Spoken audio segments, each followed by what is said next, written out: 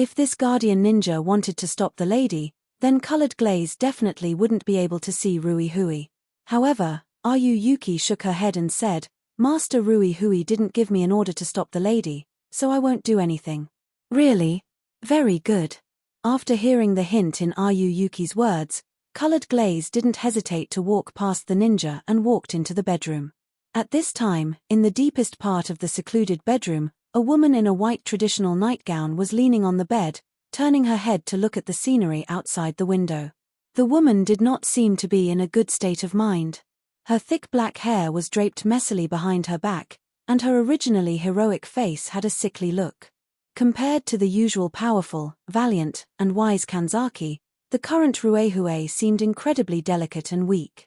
This huge contrast gave this woman a strange sense of beauty, making her seem even more lovely and moving than usual. Since she suddenly fainted not long ago and slowly woke up, Rui Hui had been looking outside the window in a daze. Looking out the window from this angle, she could see a lush golden osmanthus bush, which was planted by Rui Hui when colored glaze was born. Golden osmanthus was Rui Hui's favorite flower. In the past, when the golden osmanthus outside the room bloomed every year, she would take colored glaze to enjoy the flowers and play together. It was just that the golden osmanthus bloomed from late September to early October, which was 2 or 3 months from now. 2 or 3 months. Can I hold on until the next golden osmanthus bloom? Or was it? After waking up, Rui Hui felt empty in her heart. Rui Hui was well aware of her death date, and she had even been working on it for a long time. But when she suddenly fainted today, and when she woke up, she could clearly feel that her body was getting worse and worse. Even a heroine like Rui Hui couldn't help but feel sad for her future. Everyone was afraid of death, especially those who had something to worry about. In other words, Rui Hui wasn't afraid of death, but she was afraid that she wouldn't be able to see colored glaze in the future, and that she wouldn't be able to shelter her daughter from the wind and rain. But fortunately, Raito was still there. Rui Hui had already instructed Rabbit Ball to inform Raito as soon as something happened to her. This way, even if she suddenly died today, with Raito's ability, he would be able to help colored glaze stabilize the situation. This way, even if she stepped on the road to the Yellow Springs, Rui Hui could go with peace of mind. Tap, tap, tap. However, just as Rui Hui was thinking about this, light footsteps came from the bedroom not far away, and it was obvious that someone was walking over. Was it Raito?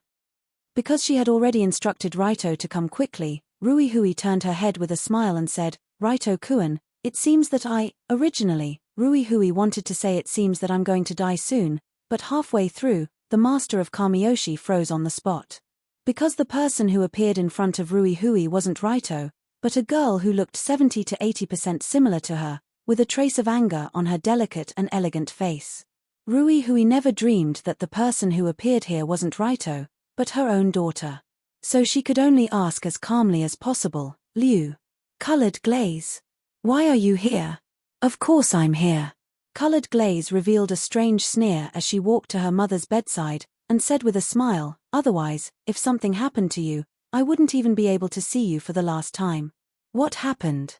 I'm just a little tired, nothing special. Liar. Before Rui Hui could finish her lie, colored glaze interrupted her mother with a sharp and furious voice.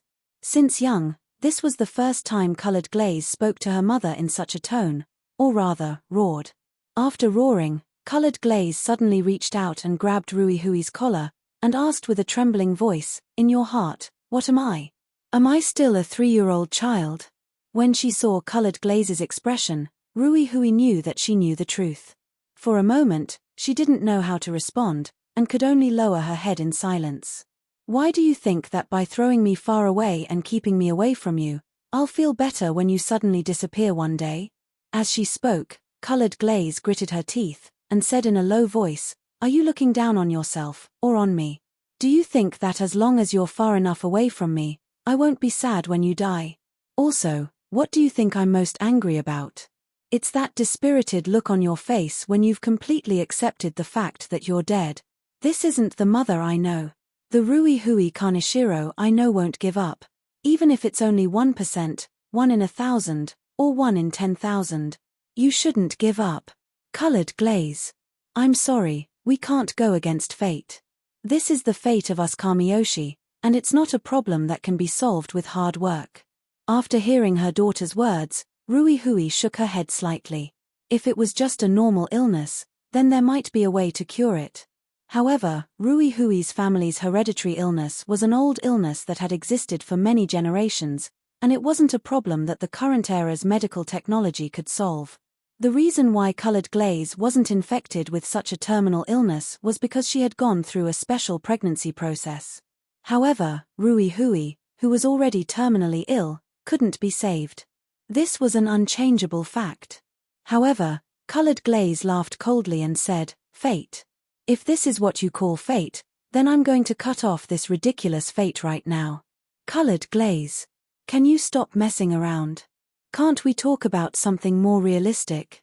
Rui Hui instantly felt touched and amused, and she almost couldn't help but laugh. After all, colored glaze's current cutting off fate attitude made her seem a little Chunibya, as if she had suddenly turned into a Chunibya girl, and was completely different from the usual young lady. After all, cutting off Rui Hui's fate of dying from a terminal illness wasn't something that could be solved just by shouting a few words. Unless colored glaze really did have a way to cut off fate, then the situation would be different. The next moment, the girl waved her hand and took out a small round pill that looked like a translucent pearl from her pocket. It gave off a rich medicinal fragrance, and she handed it to Rui Hui. Chapter 272. This is medicine. The moment she saw the pill, Rui Hui couldn't help but take a deep breath. Although the pill was small, when colored glaze took it out of her pocket, the pill emitted a very strong medicinal fragrance. The feeling of this fragrance was hard for Rui Hui to describe with words. It was as if the medicinal fragrance had penetrated into her bone marrow, and all the blood in her body seemed to have been cleansed. With just a sniff, Rui Hui felt that her mental state had an obvious change.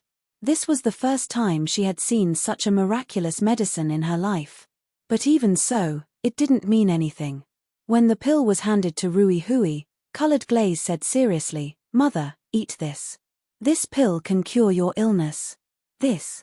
What medicine is this? Rui Hui took the pill and asked with a tone of not knowing whether to laugh or cry. And colored glaze also simply replied, "I don't know." "You don't know? Then where did this medicine come from?"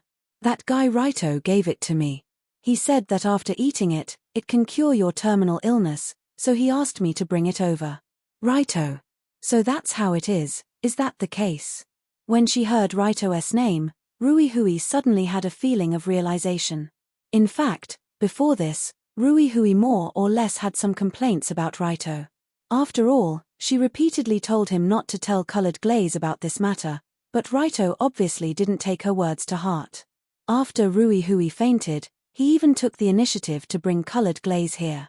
But after colored glaze took out this so-called miracle medicine that could cure her, Rui Hui seemed to understand Raito's meaning. From Rui Hui's point of view, there was no medicine in this world that could cure her with just one bite. So, the pill that Raito brought over was most likely a lie. Who was it lying to? It was probably used to trick colored glaze. From Rui Hui's point of view, Raito was probably trying to deceive colored glaze by telling her that her mother would recover after taking the medicine. He was trying to make colored glaze feel at ease and prepare to inherit the Kamiyoshi clan as soon as possible. Thinking about it carefully, this was the only explanation. It couldn't be that Raito also thought that such a small pill could cure an incurable disease, right? Seriously. If you want to put on a show like this, you should at least give me a heads up. You made me flustered. Thinking of this, the corners of Rui Hui's mouth revealed a relaxed smile. Apparently, she understood Raito's intention. Thus, she smiled and said, okay. I'll eat, okay? Since Raito planned to put on such a show to appease colored glaze's emotions, Rui Hui naturally wouldn't refuse. She took the pill from her daughter's hand, then picked up the cup of water on the bedside table next to her, and swallowed the very special-looking pill with a mouthful of water. During the whole process of taking the medicine, colored glaze's gaze was fixed on her mother, as if she wanted to see something from her. "Okay, you don't have to keep looking."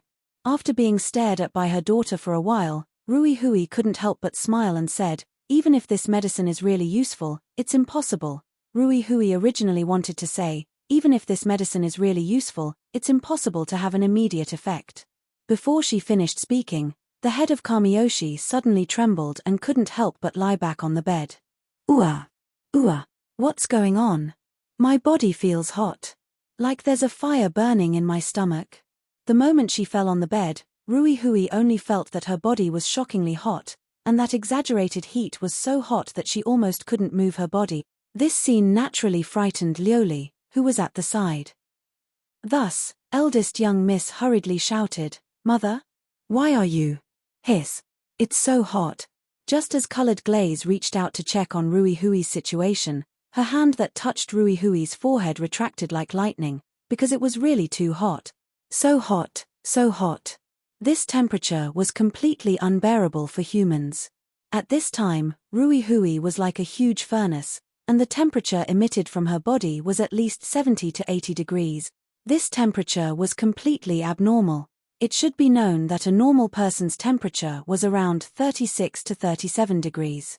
If it was more than 37 degrees, it would be considered a fever. If it was more than 39 degrees, it would be considered a high fever. If it was more than 40 degrees, it would burn people to death. But now, Rui Hui's body temperature was as high as 60 to 70 degrees. She was not an idol star who could practice dancing in a high temperature of 60 to 70 degrees. It would be strange if she didn't die on the spot. "Damn it, Raito, you bastard. What on earth did you feed Mother?" Colored Glaze originally thought that the medicine Raito brought could quickly improve Rui Hui's situation after taking it. In the end, forget about getting better, she was almost sent to be cremated directly. What is this?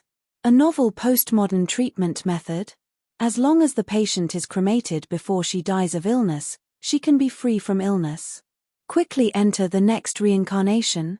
However, just as Colored Glaze was about to go out and ask Rui Hui to come in and help, Rui Hui suddenly took a deep breath, and the originally terrible situation suddenly calmed down a lot.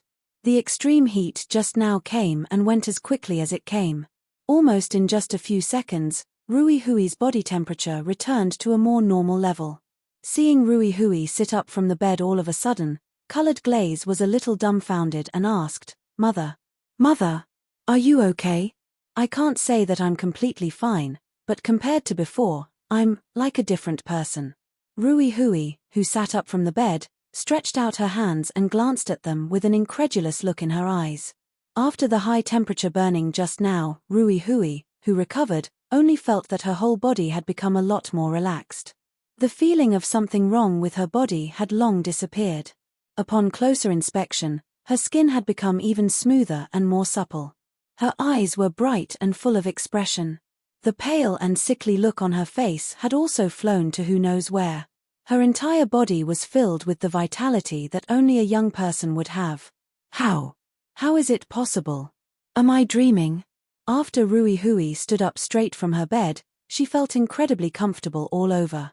It was as if that fire had burned away the root of her illness, as well as the curse that had been plaguing the Kanzaki family for hundreds of years. Could it be? Is this a joke? Raito, that kid, isn't acting? As one of the few smart people in the current generation, Rui Hui would never believe Raito's nonsense of eating a pill can cure an incurable disease. How could there be such a good thing in the world? But the truth was in front of her, and she had to believe it. Because the change in her body was the absolute proof, there was no room for doubt or hesitation. But if what just happened was true, Rui Hui couldn't help but have a huge question. That is, such a small pill that can be called a miracle pill, how did Raito get it? Colored Glaze, where is Raito? Where is he?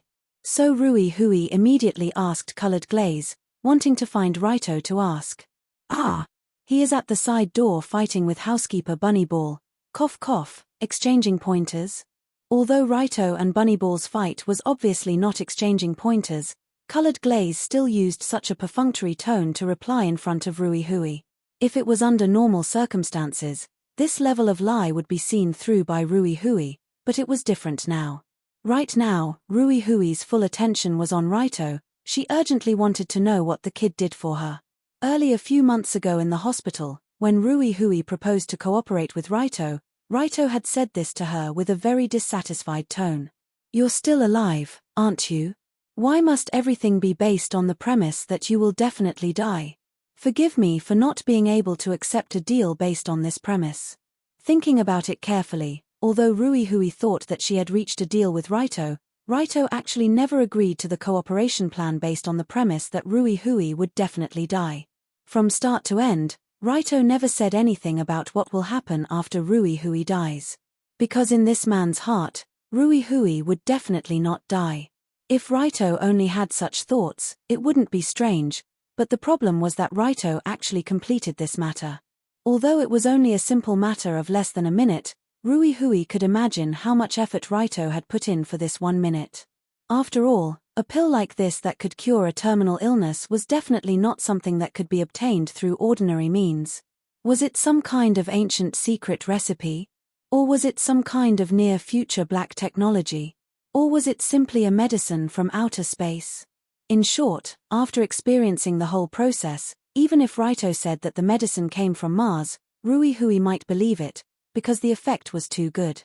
But at the same time, because the effect was too good, Rui Hui couldn't help but think about the price Raito paid to get this medicine.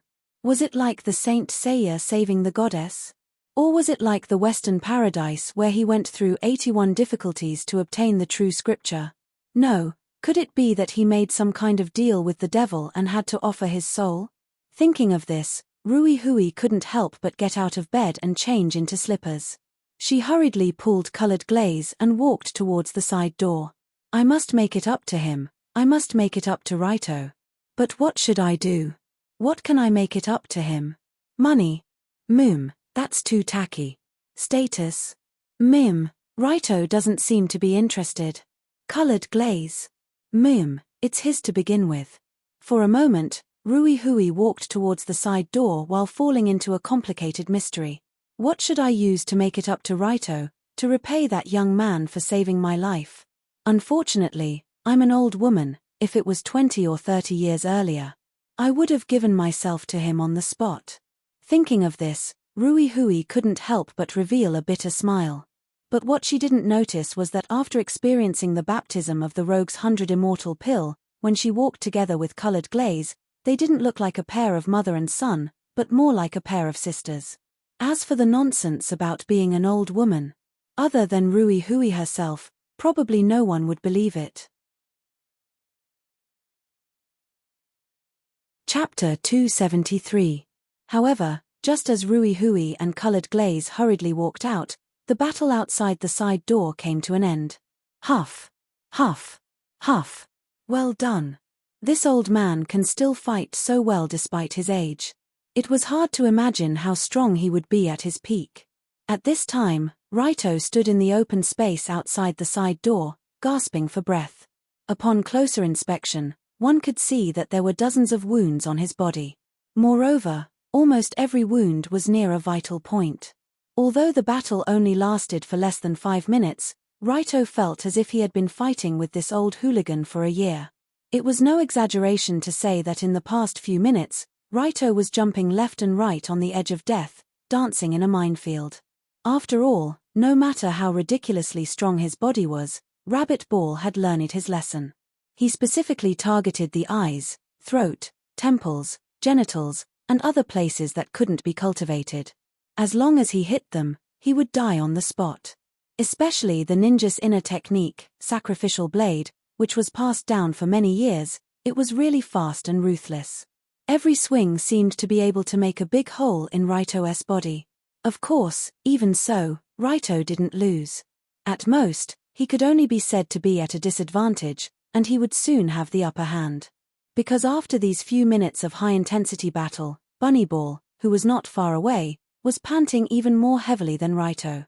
From the outside, Bunny Ball's injuries were much less than Raito's. But he was panting much more heavily, and the glasses on the bridge of his nose had already fallen to God knows where. The old gentleman's temperament was also gone, and he looked very miserable. Oh no! My speed is about to slow down. What should I do? Bunny Ball panted while looking at Raito, who was not far away. After all, He was moving at full speed almost every second. It was equivalent to running a 10,000-meter-long run. Who would be able to endure that? Translator, Endless Fantasy Translation Editor, Endless Fantasy Translation. Not to mention, Tumaru was an old man in his 70s. No matter how strong he was, it was inevitable that his body would weaken. His stamina was definitely much weaker than Raito. Thus, after fighting with Raito for a period of time, Rabbit Ball, who was unable to kill him, had already lost. Next, as long as Rabbit Ball slowed down, he would immediately fall into Raito's rhythm. However, this defeat was only limited to the level of a duel. Even if Tuimaru couldn't beat Raito, he could still choose to escape. This was something that Raito couldn't stop. As a ninja, running away wasn't shameful. But the problem was that Raburu couldn't run now. He couldn't let Raito enter the Kamishiro Imperial Garden. This was the old man's last dignity. There was no other way, he could only use this move. Seeing that he couldn't kill Raito with his own strength, Rabbit Ball steeled his heart and quietly took out a small capsule ball from his sleeve. In this capsule ball, there was a special poison that the Guardian Ninja used for assassination for generations. As long as this poison was inhaled, it would quickly produce a strong hallucination, and one would dance wildly in the hallucination to death. Seeing Raito rushing towards him, Rabbit Ball sighed silently in his heart and suddenly threw the capsule ball in his hand to the ground. Bang! The next moment, a strange light pink smoke rose from the ground and directly sprayed on Raito's face. What? What the hell? Poison mist! Although Rabbit Ball's speed was much slower than before, it was still much faster than Raito. Before Raito could react, he had already inhaled a mouthful of the pink mist. As for Rabbit Ball himself, he had already retreated 10 meters away and wasn't hit by the pink mist. After rushing out of the mist, Raito angrily said, "Cough, cough, cough. What do you mean by this? Raito Kiri, you're already dead." Rabbit Ball elegantly tidied his clothes and sneered, "The crime of betraying Ruehue-sama, I'll let you pay with your life, Raito-kun." "Raito, are you okay?" But before Bunny Ball could finish his sentence, a familiar anxious voice came from the side door not far away. "Nani?" Bunny Ball quickly turned his head and saw Ruehue, who was wearing a set of pure white pajamas, running out in a hurry. She looked very energetic as she ran straight towards Dragon Battle. And tens of meters behind Ruehue, mist-colored Glaze's panting figure slowly refreshed. "Phew. Phew. Phew. Mother, aren't you running a little too fast? Are you really a sick old woman in her 50s? Colored Glaze couldn't help but curse in her heart when she saw her mother quickly running out and couldn't keep up with her. It was obvious that Ruehue, who had recovered, felt like she was reborn. She felt her whole body was very light and smooth. Even in terms of running, she could even crush Colored Glaze, who was the scum of the human world. She left her in the dust and couldn't even smell the exhaust. Who was the real 50-year-old and who was the real 16-year-old? Ruehue-sama? You're... Rabbit Ball was dumbfounded when he saw Ruehue rushing over. He thought that Ruehue would be very angry with Long Do for bringing eldest Miss here, but he didn't expect that Ruehue would rush out in such a hurry. Moreover, she seemed to be very concerned about Long Do. At this time, Raito was already feeling dizzy because of inhaling the poisonous fog. The scene in his eyes was also distorted like he was looking at a kaleidoscope. What am I? What is this? Am I poisoned? No, I have to buy medicine. Buy. Raito tried to stand up straight while he instinctively wanted to open the Krypton shopping mall to find some antidote. But under the condition of being poisoned, his world seemed to have been greatly distorted. He couldn't even open the Krypton shopping mall to buy medicine. In a daze, Raito couldn't help but fall forward. He then fell on a soft, warm cushion. The cushion was fragrant and soft, and it emitted a mesmerizing fragrance. It made him feel like a distorted dream suddenly turned into a beautiful spring dream. Of course, Raito didn't fall on the cushion, but in the arms of Ruehue, who rushed over. Looking at the dazed, blushing young man in her arms, Ruehue turned to Bunkamaru and said angrily, "Bunkamaru, what did you do to him?" I just didn't want him to go in. Didn't he disobey your order? I didn't ask you this. What's his situation now? Say it. Ruehue seemed to feel something was wrong, so she couldn't help but yell at Bunkamaru. Being yelled at by Ruehue, Bunkamaru was dumbfounded. Although Bunkamaru was the butler, he was older than Ruehue and also watched her grow up. Therefore, Ruehue treated Bunkamaru as her uncle since young. She had never yelled at him like this before.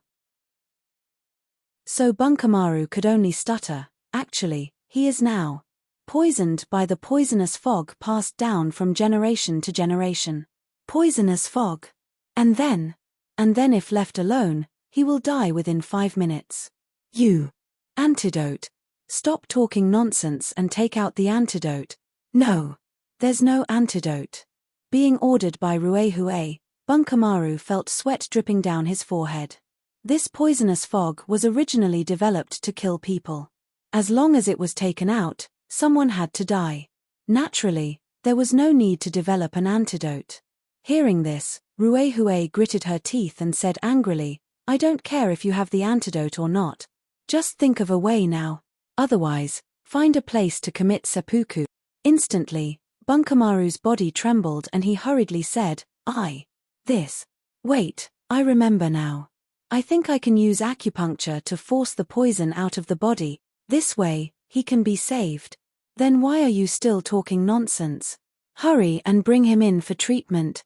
After angrily glaring at Bunkamaru, Ruehue immediately ordered the old ninja to carry Raito into the room for acupuncture.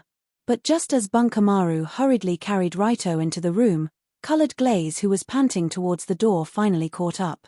What's going on? Raito, Colored Glaze was shocked when she saw Raito being carried on Bunkamaru's shoulder. No. It's nothing. He's just a little uncomfortable. He'll be fine after a few injections. Hey, wait.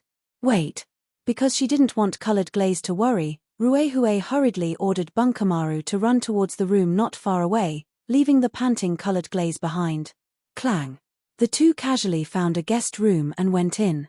Ruehue, who was the second to enter, locked the door from the inside while Bunkamaru hurriedly threw Raito onto the bed and undid his clothes.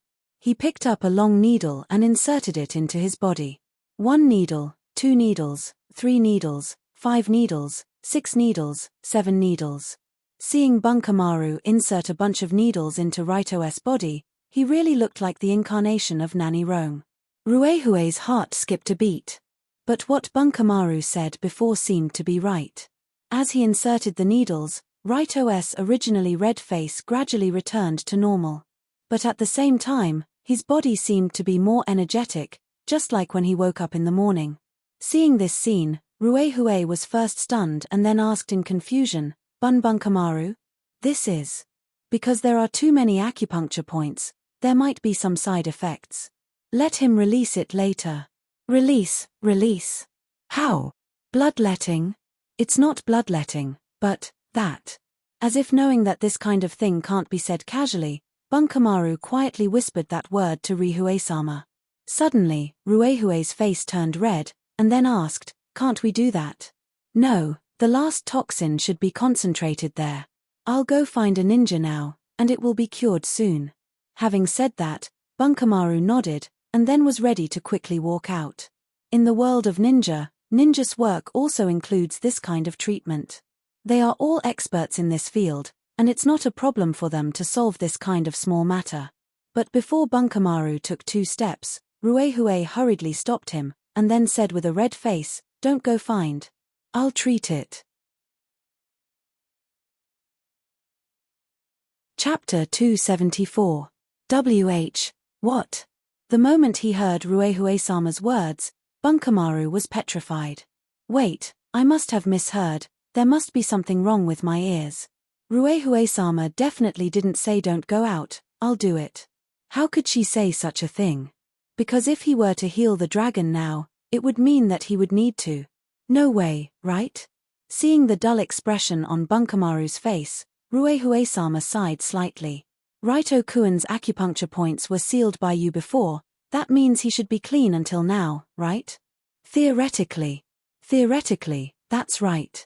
In Bunkamaru and Ruehue-sama's understanding, Raito was still in a sealed state, but because of the acupuncture treatment just now, the seal was broken. Then if that's the case, just find a random female ninja to help him. That would be too unfair to Raito-kun. Rue-Hue-sama shook her head slightly. It's not that Rui-Hui looks down on her ninja, but she knows that those ninja are a group of experienced ninjas. Asking them to help is a bit, well, it's a bit disrespectful to Ryudo-do, the kind that casually smears his innocence. Generally speaking, in this case, Colored Glaze should be the one to help, but the problem is that Colored Glaze's current identity is very special. Before solving the problem of Yatsuki, Rue-Hue-sama couldn't let Colored Glaze have anything to do with Raito, so as not to lose the last protective talisman. Therefore, in the case that Colored Glaze can't help, Rue-Hue-sama can only do it herself. But, Rue-Hue-sama, okay, Bunkamaru, you go out first, just find a reason to block Colored Glaze, don't let her come in. This, sigh. Seeing that Rue-Hue-sama had made up her mind, Bunkamaru sighed deeply and walked out with heavy steps. What the hell is this? What the hell is this? When he walked out of the room and left the guest room for Rui-Hui and Raito to detoxify, Bunny Ball really wanted to pierce his own head with a needle. He originally wanted to kill Raito, who had betrayed Rui-Hui-sama. Who knew that he would make such a big mistake, even causing Rui-Hui-sama to be sacrificed. According to Bunny Ball's knowledge, Rui-Hui Daran had never been close to a man since she was young. However, she took the initiative to accept this strange job. To her, this was too. Wait a minute. Could it be that? It couldn't be. At this moment, Bunny Ball suddenly recalled the incident where Rui-Hui and Raito stayed in the room for an entire afternoon. Although Rui-Hui and Raito were innocent at that time, judging from the situation after young mistress broke in, the two of them should be taking an afternoon nap together. This was enough to make one's imagination run wild. With Rue-Hue-sama's identity, how could she take an afternoon nap with a young man who could possibly be her son-in-law in the same room? This was the most ridiculous thing in the world. Unless Rue-Hue-sama really liked Raito. It wasn't the kind of love that a mother-in-law would have for her son-in-law. It was the love of a woman. If that was the case, it wasn't hard to understand why Rue-Hue-sama wanted him to detoxify. Sigh. This is troublesome, this is troublesome. How should I deal with this? Thinking of this, Bunny Ball sighed and pushed open the door, giving Azure, who was peeking her head out, a fright. Whoa. Bunny Ball. What's the situation inside? Because the guest room door was locked from the inside and Colored Glaze was tired from running around, she didn't have the strength to kick the door. She could only obediently wait at the door. Colored Glaze hurriedly grabbed Bunny Ball and asked when he came out and immediately closed the door. When he saw Colored Glaze, cold sweat appeared on Bunny Ball's forehead. How should he answer? He couldn't tell Miss that Madam was detoxifying someone inside, right? Although Bunny Ball's strength was shocking and he was a top-notch expert in battle, his brain wasn't particularly good. Especially when facing a wise general like Miss Lioli, it was even more impossible for him to deceive her. Thus, he could only awkwardly say, "This, is it, still okay inside?" Why is it a rhetorical question? Colored Glaze frowned and asked again, "I'm asking you, how is Raito's situation now?" This, the young man should be fine now. Then he's fine. You can say that. Then let me go in and take a look. No. Seeing that Liu Li was about to push open the door and walk in, Rabbit Ball was so scared that his hair stood on end. What is this guy doing? Is there something wrong with him? No, Bunny Ball isn't this kind of person. Could it be that something bad is happening inside, so Bunny Ball can't let me in? After being startled by Bunny Ball's sudden outburst, Colored Glaze paused for a moment before quickly grasping the crux of the problem. If Raito was really fine like Bunny Ball said, then this old butler definitely wouldn't block the door and purposely prevent Colored Glaze from entering.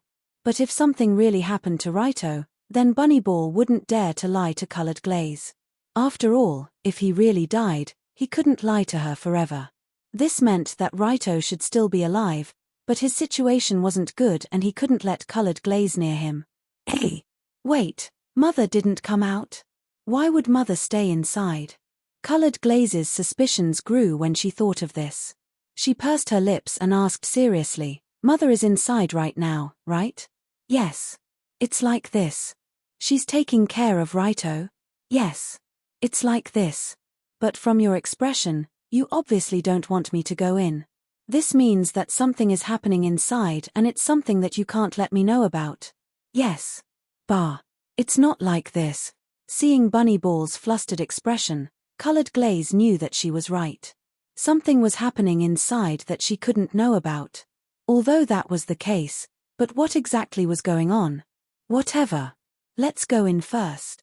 Although she didn't know what was going on inside, with Colored Glaze's personality, she naturally wouldn't just stand there without moving.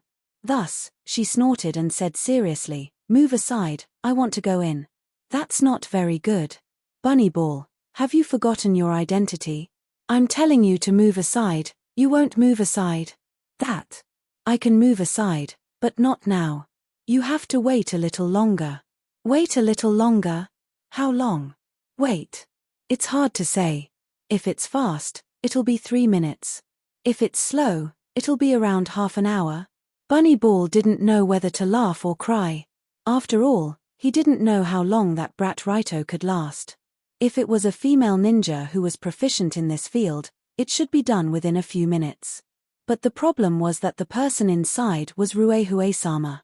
According to Bunny Ball's understanding of Ruehue-sama, he knew that she didn't usually study this field, so the speed and time were naturally harder to grasp. But how could such a perfunctory answer satisfy Colored Glaze? Thus, Colored Glaze took a deep breath and rushed towards the door without hesitation. She tried to push Bunny Ball away. Seeing Colored Glaze rushing over, Bunny Ball could only smile bitterly and block her while shouting, Miss, you really can't go in. If I let you in now, you'll regret it for the rest of your life." "Nonsense, if I don't go in now, I'll regret it for the rest of my life. Who knows what you did to Raito? Ruehue-sama is inside now. Even if you don't believe me, I have to believe your mother." "Mother!" Hearing this, Colored Glaze's expression became worse. Then she said sternly, "I should believe Mother. She lied to me for many years. I don't believe her." Don't forget, the first thing Colored Glaze did today was to scold Ruehue-sama for lying to her for so many years. Now, Bunny Ball said that he wanted to believe her. How could Colored Glaze believe her? What should she do? Sensing Colored Glaze's increasingly agitated emotions, Bunny Ball could only awkwardly block the door. He didn't know how to answer anyway. He could only try his best to block her and not let her in. Otherwise, if Miss Lioli entered the door now and saw the scene inside, she might faint on the spot and break off her relationship with Madame Ruehue after waking up. If that was the case, then Bunny Ball would become the eternal sinner of the Kamiyoshi clan. Then he would have to find a place to commit seppuku. However, a series of farce was happening in front of the guest room. Colored Glaze and Bunny Ball were arguing endlessly. One wanted to barge in, while the other would rather die than let her in. Raito, who was at the center of all this, was in a strange state. Floating. In his half-awake state, Raito felt like his body was floating. His body was floating in the clouds.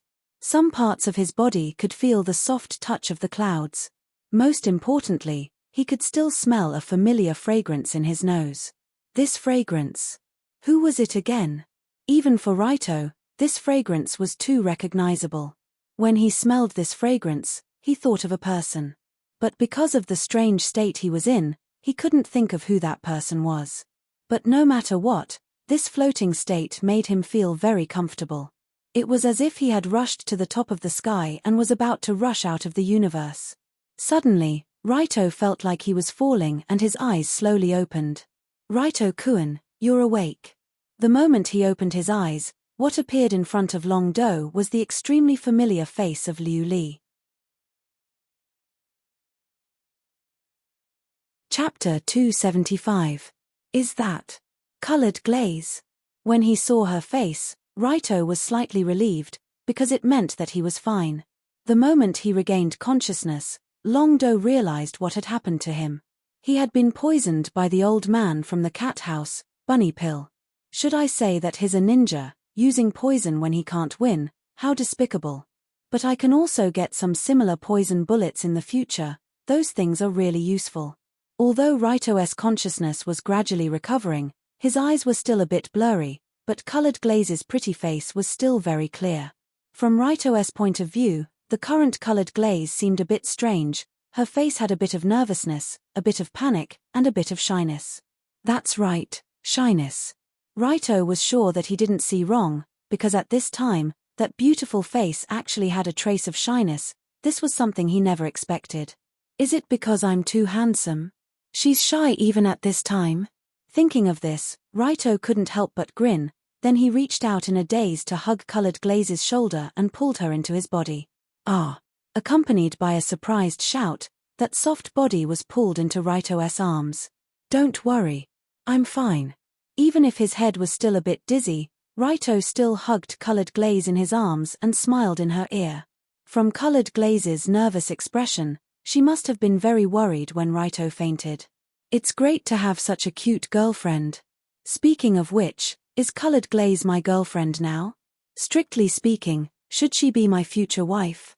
From a certain point of view, Colored Glaze didn't really accept Raito's confession, so the relationship between the two was still very subtle.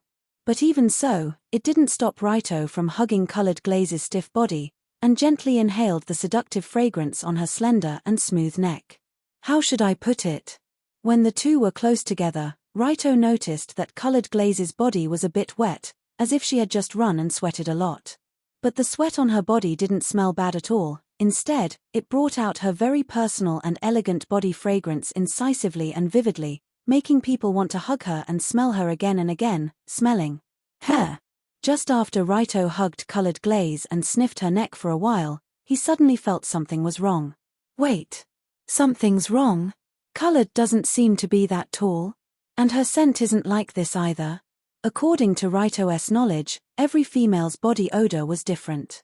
Knowing a woman by smell wasn't just a joke, it was something that could be done. After spending so much time with Colored Glaze, Raito was already familiar with the girl's scent. Although the one in Raito's arms had a similar scent to Colored Glaze, there was still a clear difference between the two.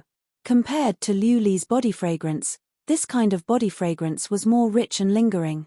One could feel the intoxicating charm that seeped into one's heart like a jar of golden osmanthus wine after years of accumulation.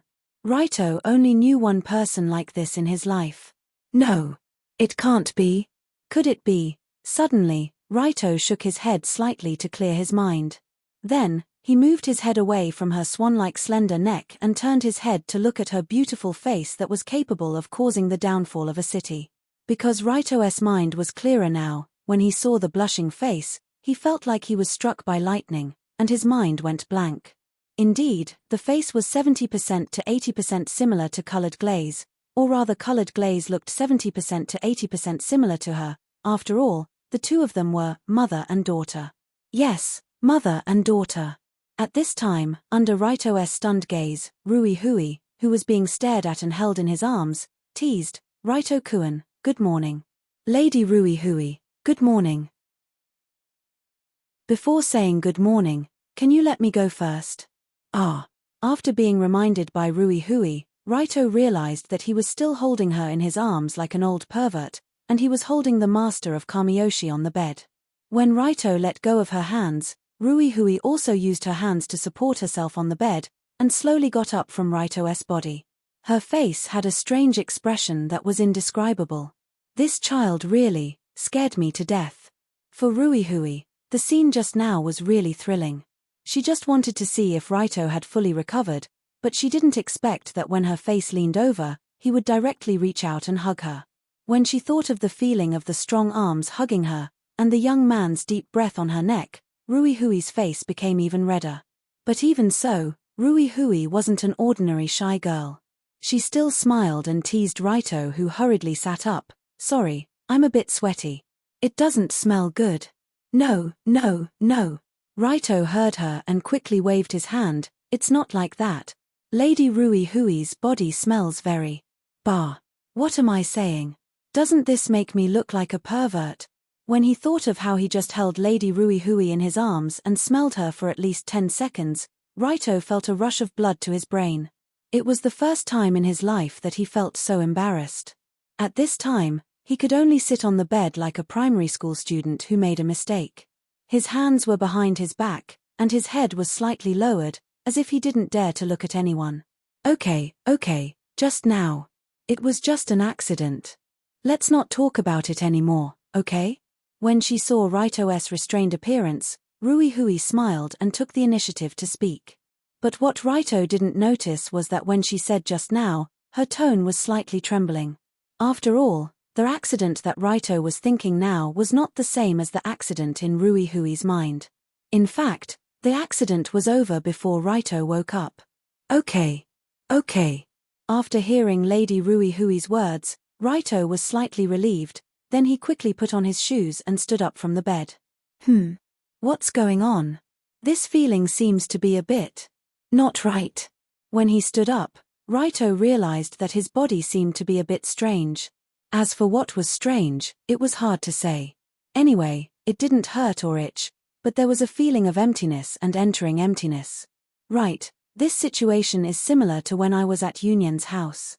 Thinking of this, Raito showed a puzzled expression and asked Ruihui, who had just turned around, "That, Lady Ruihui? Did anything happen when I just fell asleep?" The moment she heard this sentence, Ruihui, who was about to open the door for colored glaze, staggered and almost fell down. "Lady Ruihui? No. I'm fine." Ruihui pretended to cough and calmed her emotions. Without turning her head, she said in a serious tone, "Nothing happened just now. 2WN just gave you a few acupuncture needles, that's all." "Oh. Alright, I think that should be the case." That feeling was probably just my imagination. Since Lady Ruihui said so, Raito didn't think too much, but followed Ruihui out of the room. But when he walked out, Raito unexpectedly found a strange situation. That was, Lady Ruihui's legs didn't seem to be very nimble. She seemed to be trembling when she walked. Was it very stable? Why is this? Could it be that Lady Ruihui's illness hasn't fully recovered after taking the Hooligan 100 Immortals pill? That's why she walked so strangely. Thinking of this, Raito looked at Ruihui's upper body again, but after seeing the white neck exposed from the collar of the kimono, his face couldn't help but blush. Kimono was a type of clothing that had a strong appeal to a woman's neck. It would make people feel that that part of the neck was especially beautiful. On the other hand, Madame Ruihui was a devastatingly beautiful woman, so her neck was naturally as white and slender as a swan's. When he thought about how he just hugged her and smelled around her neck for a long time, Raito had a feeling of shame. Although Lady Ruihui said not to mention this matter again, I'm afraid that for a long time in the future, as long as Raito saw her neck, he would remember his hooligan behavior at that time. It was really too embarrassing. But then again, Lady Ruihui's body fragrance is really nice, and it seems like the one floating beside me in my dream is also this smell. Although he knew that he shouldn't think too much, Raito couldn't help but think of the dream he had before, where he was floating on the clouds. When he was floating on the clouds, his body was surrounded by this nice body fragrance. Now that he thought about it, it should be because Lady Ruihui had been taking care of him, that's why he kept smelling that fragrance. Creak. While Long Do was letting his imagination run wild, Ruihui, who was walking unnaturally, pushed open the door to the guest room, giving Rabbitball and Azurite, who had been confronting each other for a long time, a fright. At this time, Colored Glaze was panting as she sat on the railing of the corridor to recover her strength.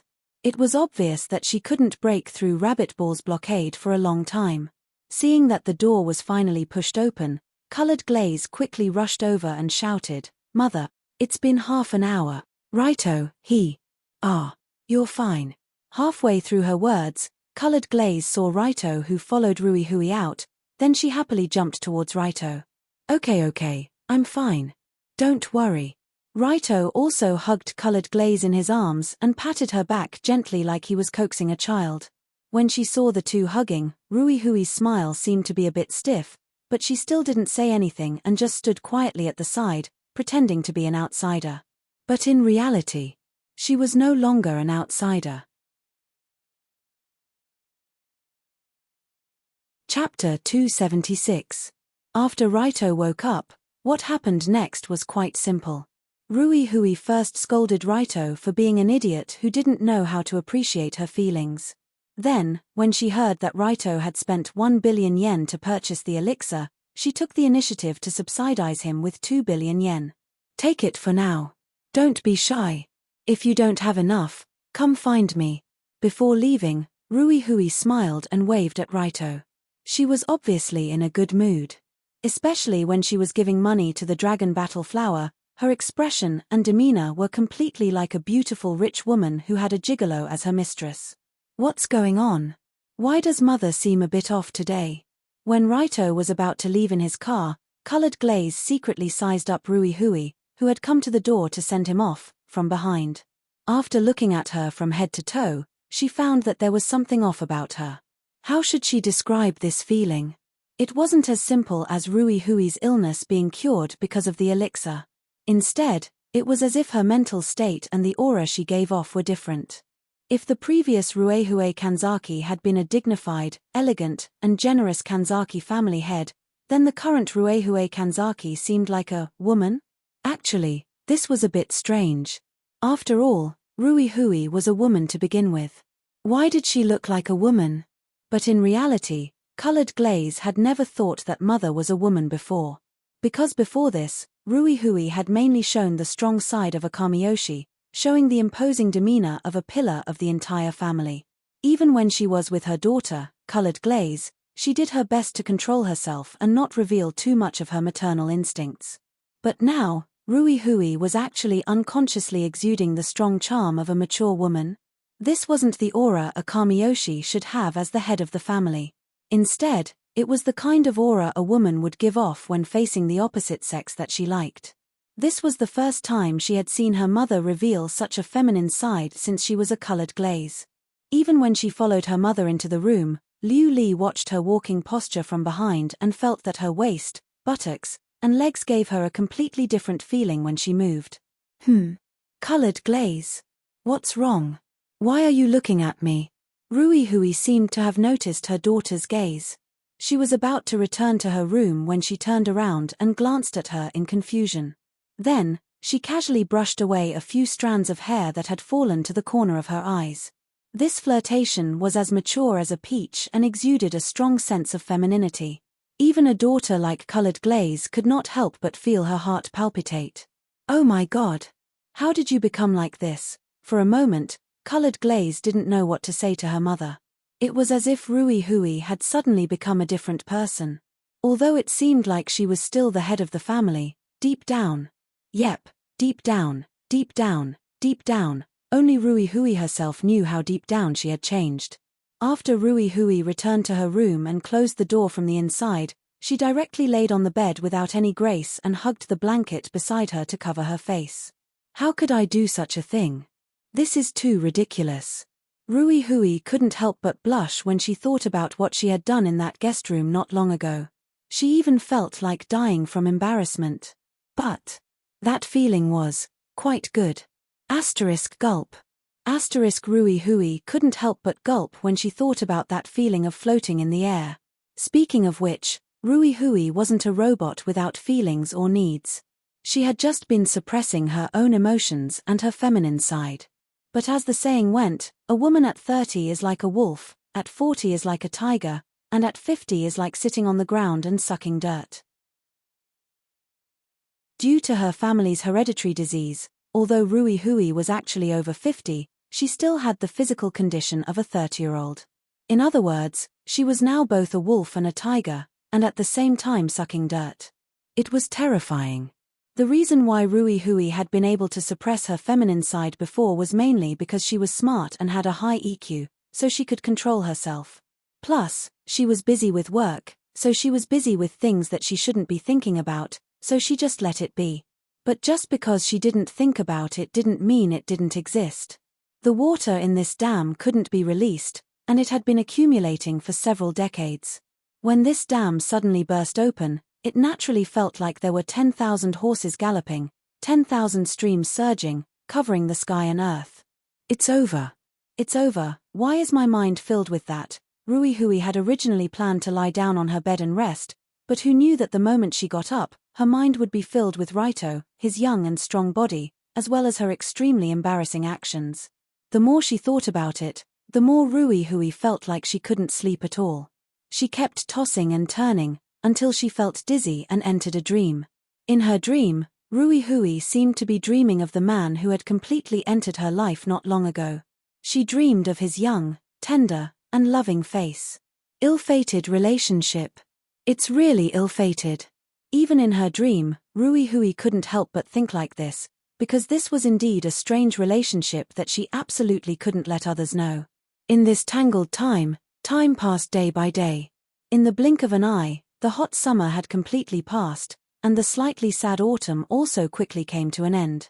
The weather in the middle of October was a state between autumn and winter. It wasn't too cold, but it was more or less a bit cold. It was a relatively comfortable kind. Around 5 o'clock in the afternoon, in the lobby of the Tokyo Emperor Hotel located in the bustling downtown area of Tokyo, a unique mobilization meeting was being held in full swing.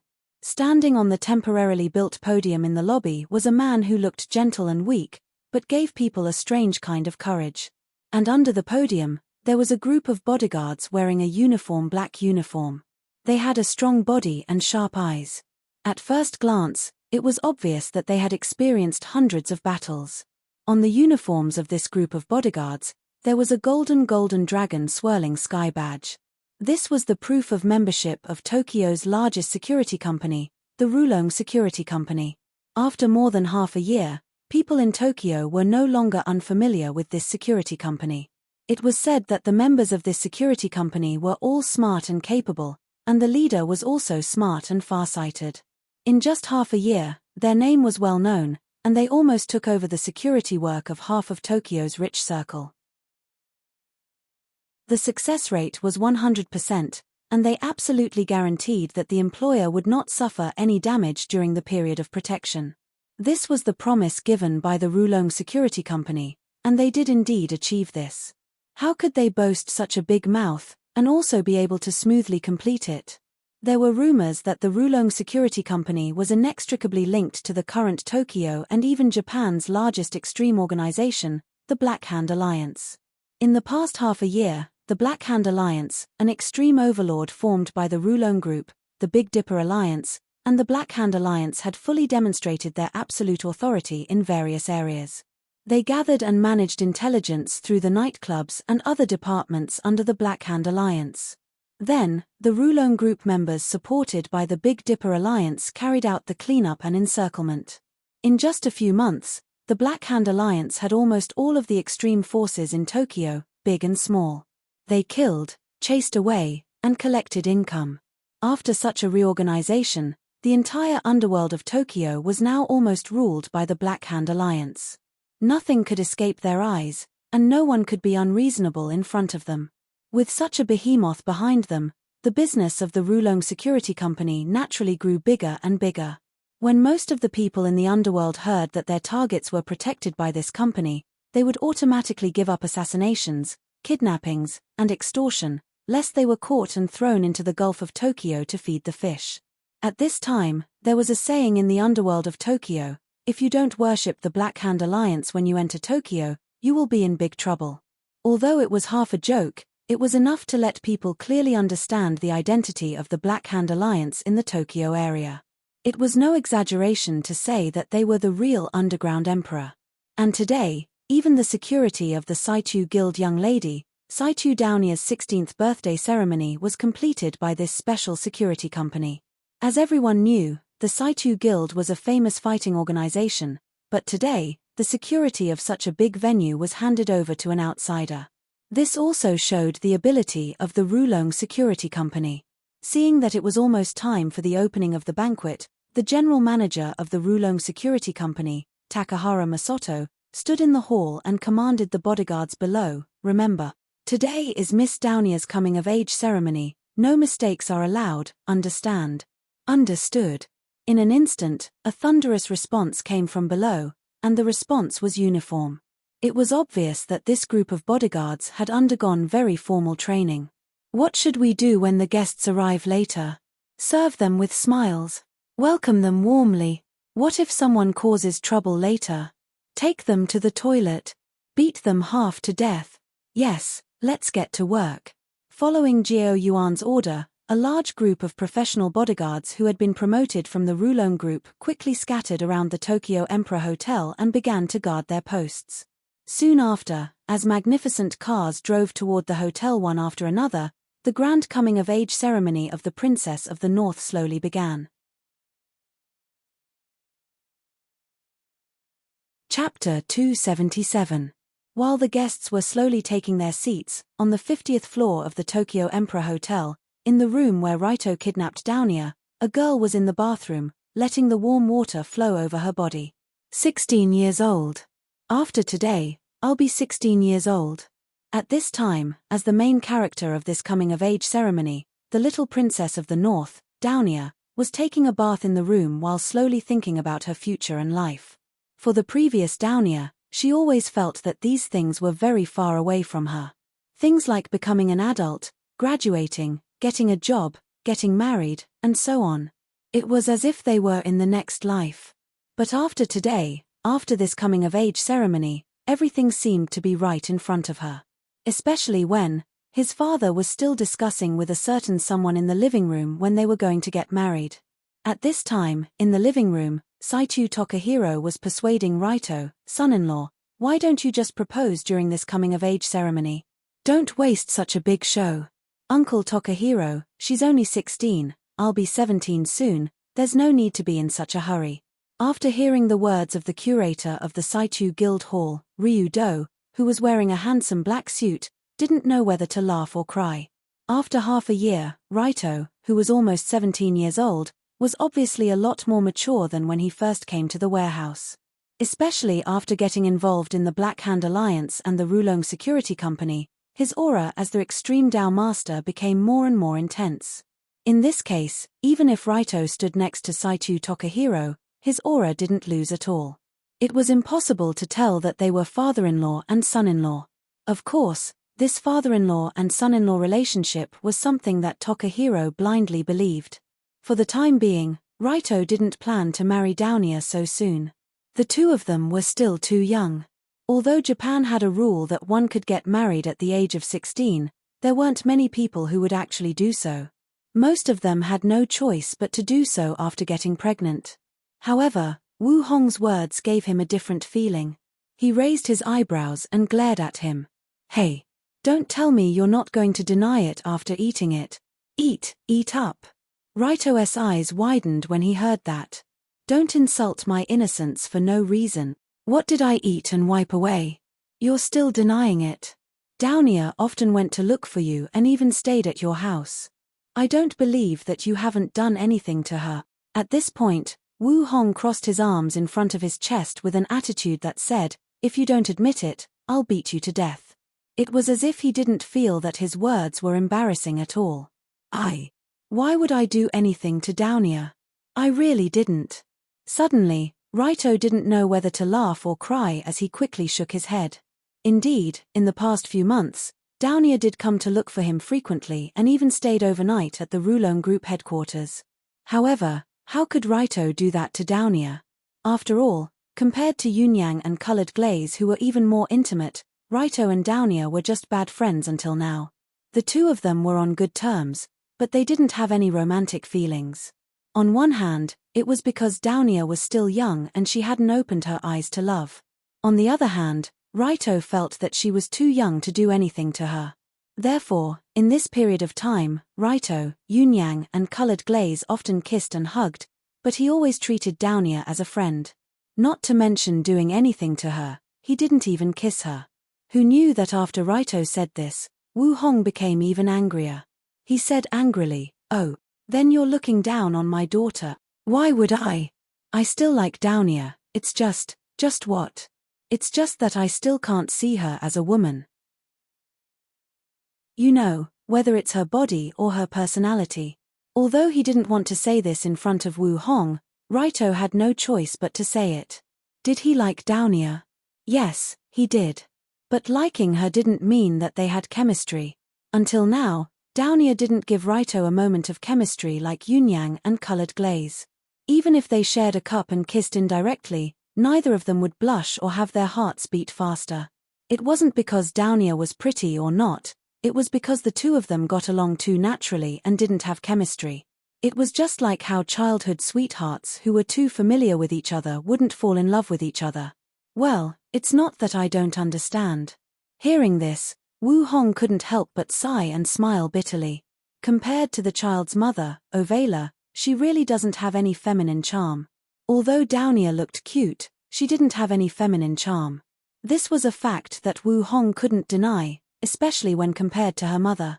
In fact, from Downia's doll-like beautiful appearance and Wu Hong's rough appearance, it wasn't hard to see that Downia's mother had beautiful genes.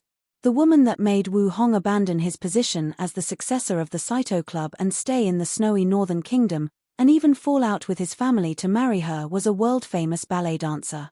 At the same time, she was also the chief dancer of the Moscow Lavsky Theatre Ballet Company. Back then, Ovela wasn't just beautiful. Her outstanding temperament and elegant figure made people fall head over heels for her. She was even known as the Northern Kingdom Princess and was treated as a national treasure by the entire country.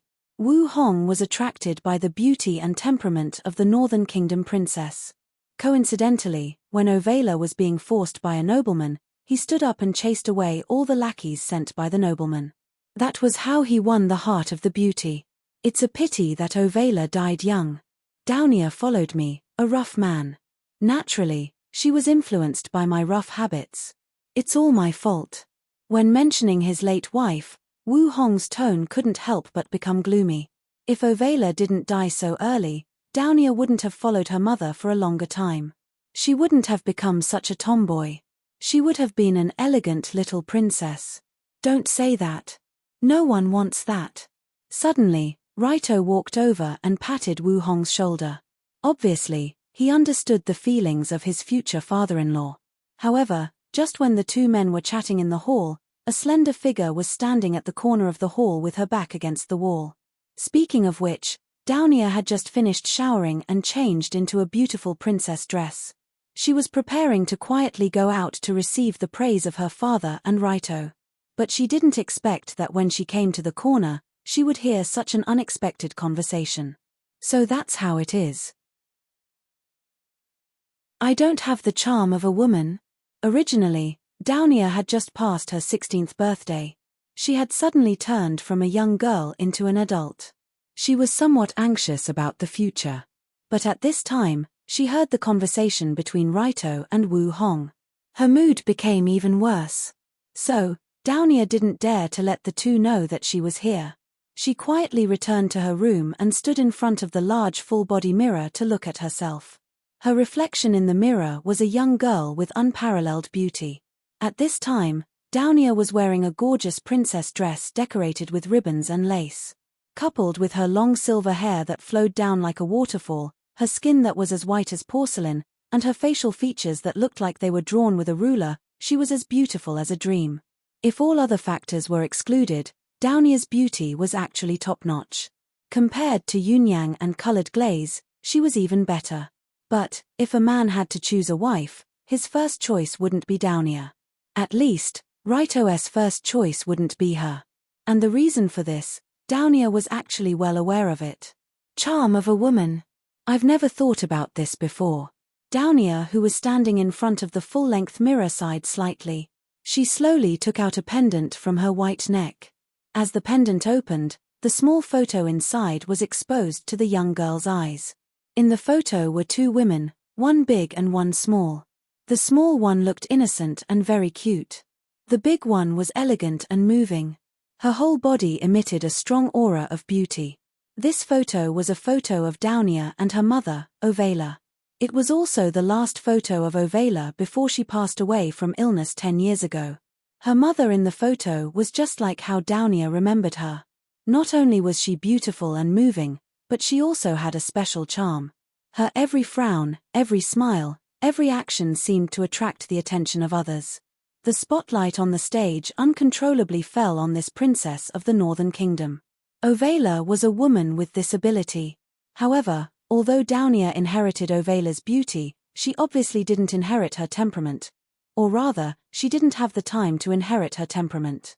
After looking at the photo, Downia couldn't help but slowly lower her head to look at her feet that were wearing round leather shoes. She recalled the scene when her mother taught her ballet when she was young. Dance is a kind of magic that brings out a girl's charm to the extreme. Downia is so beautiful. If she learned how to dance, who knows how many boys would fall for her when she grows up. Hee. Back then, her mother said as she reached out to stroke Downia's little head. Then, she gave her a pair of ballet shoes that were specially made for her younger daughter. Even if Downia was a few times heavier than a normal person, as long as she had this pair of shoes, she would be able to dance lightly and gracefully. That was obviously what Ovela had in mind back then. It was a pity that all of these dreams had vanished with Ovela's departure. Since her mother passed away 10 years ago, Downia never practiced ballet again. She never wore the pair of dancing shoes that she treasured when she was young. Until today, that pair of shoes was still in the cabinet. However, her feet had become too big and couldn't fit in anymore. Chapter 278. The Pearl of the Northern Kingdom, the daughter of Moscow's top dancer, Ovela, didn't know how to dance. She was also a rough, clumsy little bear who only cared about fighting and drinking vodka. Thinking of this, Downia couldn't help but smile bitterly. She then looked at the girl in the mirror who was only beautiful, but was actually a tomboy. For the first time, she couldn't help but feel disgusted with herself. Mother is obviously an elegant and noble woman. Am I disgracing her like this? Originally, Downia was already at the age of 16 and had just entered adulthood. After suddenly understanding the gap between her and her mother, the feeling was like adding salt to the wound. It was obviously a once-in-a-lifetime coming-of-age ceremony. She was wearing the best clothes, she was dressed like a little princess. Her entire family and many friends came from afar to celebrate with her. But now Downia couldn't feel happy at all. She even felt like a clown, and wanted to leave here as soon as possible and find a place where no one was. Knock, knock, knock, knock. At this time, there was a slight knocking sound from the door, followed by Rito's signature voice. Hey, Downia, have you changed your clothes? Yes. Then can I come in? Yes. After getting Downia's permission, Rito pushed the door open and walked in with a smile. Oh. Today's little princess is so beautiful. Seeing Downia's exquisite clothes, Rito couldn't help but give her a thumbs up. Indeed, Downia was a stunning beauty to begin with, and after washing up and dressing up, she looked like a fairy from an oil painting that had descended to the mortal world. It made people want to give her a whirlwind and throw her around. But in the face of Rito's praise, Downia just glanced at him and walked out. At the same time, she said, "Let's go, the banquet is about to start." Oh. What happened? Following Downia outside, Rito couldn't help but feel a little puzzled. Although his nerves were a bit thick, he could clearly feel the strange aura from Downia. What happened to her? It's my birthday and coming-of-age ceremony, why is she so unhappy? Is it because there's no vodka to drink? Or is it because there's no cream pancake to eat? Poor thing. After going back, I'll ask someone to prepare more vodka and cream pancakes for her to eat. Long Do didn't think too much about Downia's strange mood at this time. He simply summed it up with a reason that a young girl might be unhappy with. And in this coming-of-age ceremony, Downia's performance was very normal. All the members of the Saitu Guild Hall who came from afar sat in rows in the banquet hall. Under the warm hospitality of Wu Hong and the other members of the Saitu Guild Hall, this banquet could be said to be very enjoyable for both the guests and the host. Especially when Downia, dressed in a gorgeous dress, walked to the podium to speak as the protagonist of today's banquet, her maturity and sense of steadiness surprised everyone. Oh, Downia is so steady today, it looks like she really grew up. When Downia finished her speech and walked down the podium, Rito clapped his hands and smiled at Colored Glaze and Yunyang who were sitting next to him. Because today was a banquet occasion, the two beauties wore a very standard dress, but Colored Glaze's was a Japanese dress, and Yunyang's was a Western dress. These two beauties sitting next to Rito gave people the feeling of one foot on two ships, two big aircraft carriers. It was really a pity, like two flowers inserted in a giant cow dung. But at this moment, Colored Glaze slightly raised her eyebrows and sneered, "Do you think Downia suddenly grew up, so that's why she looks like that. Heh. Otherwise. At this time, colored glaze had already hinted at something, but Raito obviously didn't notice it. Idiot, she obviously has something in her heart, and she's depressed, so that's why she's like this. You really don't understand a woman's heart. Seeing Raito's dull look, colored glaze really wanted to punch him. Although Downia had been pretending as if nothing had happened, colored glaze's sharp eyes and meticulous thoughts naturally saw through that guy's underwear at a glance. Without a doubt, Downia was feeling depressed because she didn't know what was going on. The most exaggerated thing was that Raito actually didn't see it at all, which made colored glaze feel pity for his nerves that were thicker than steel.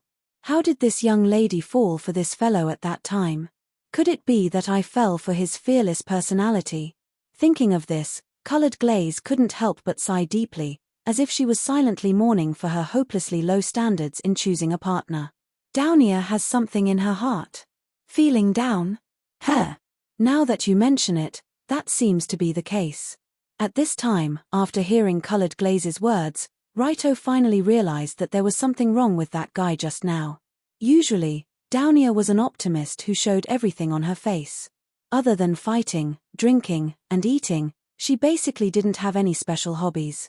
Because of this, Downia usually didn't reveal the sentimental emotions of a young girl. Over time, it was very easy for people to overlook that she was actually just a 16-year-old little girl. After her coming-of-age ceremony ended, Downia, who walked down from the podium, didn't follow her father to the dining table. Instead, she found an excuse to go to a secluded corridor not far away. To be honest, it wasn't that Downia wasn't hungry, but she felt that she didn't have the appetite to eat, as if there was a stone blocking her heart. But it had to be said that this method of escaping made her feel very ashamed, because Downia had already decided not to escape, but she still didn't want to go to the crowded banquet hall. Phew! What am I doing? Unknowingly, Downia couldn't help but sigh. I also want to know what you're doing, tell me. It's useless even if I tell you, people like me. Yeah. Originally, Downia wanted to casually say people like me are probably hopeless, but halfway through, she realized that the wall beside her definitely couldn't talk. So Downia quickly turned her head and saw that Raito's figure in a black suit was already here, looking at her with a curious gaze. When she realized that the sentence just now was actually Raito's question, Downia almost instinctively broke into a run, throwing her determination to not escape into the smelly ditch. Whoosh! But before Downia could run a step, a warm, wide hand grabbed her right wrist, and then the seemingly light, but actually heavy body was pulled back. Hey, immediately running when you see me, are you acting out a Cinderella? Speaking of which, your crystal shoes didn't fall off. After pulling back Downia, who wanted to run in a hurry, Raito looked at her feet wrapped in white stockings and leather shoes, as if he was questioning why the shoes were still firmly on her feet. When she was pulled back by Raito, Downia first snorted, then lowered her head and said in a small voice, "Me. What does it have to do with you?" Although she was pulled back by Raito, Downia was actually still in a depressed state, so she wasn't in the mood to mess around with this idiot. What's wrong? Is there something you're unhappy about? Who pissed you off? Should I beat him up to help you vent your anger? Seeing that the little girl was unwilling to talk to him, Raito put his arm around her shoulder as usual, and pretended to be a boss as he spoke into her ear. Who knew that after Raito put his arm around her shoulder, Downia's face turned red, and she quickly shook her shoulder to shake off his stinky hand, and then quickly stepped back a few steps. What's wrong? Why is this guy like a little hedgehog today? I can't even get close. Raito, who was shaken off by Downia's hand, was somewhat puzzled at this time. After all, if it was normal, Downia would tell him immediately if she was unhappy about something. Weren't the two of them good buddies who could talk about anything? Why did it suddenly become like this? He couldn't even hug her shoulder. Just as Raito was puzzled, the small phone in his pocket vibrated a few times, indicating that there was an incoming call. Sorry, I have to take the call first. After saying goodbye to Downia, Raito turned around and took out the anti-eavesdropping phone that Sensible specially made for him. He pressed the answer button. From the caller ID, it was one of the three leaders of the Black Hand Alliance, Kai Yang. He was also the leader of the Big Dipper Alliance armed front. Because Kai Yang and Raito were from the same hometown, the two would occasionally go to Tessa's shop to drink, so their relationship was quite close. Hello, Kai Yang. What's up? Raito, because the Tomahawk in Moscow has a new leader, they want to sign a new weapons supply contract with us, and the price will be tripled. After the call was connected, Kai Yang's calm voice came from the other side, but the words didn't sound so good.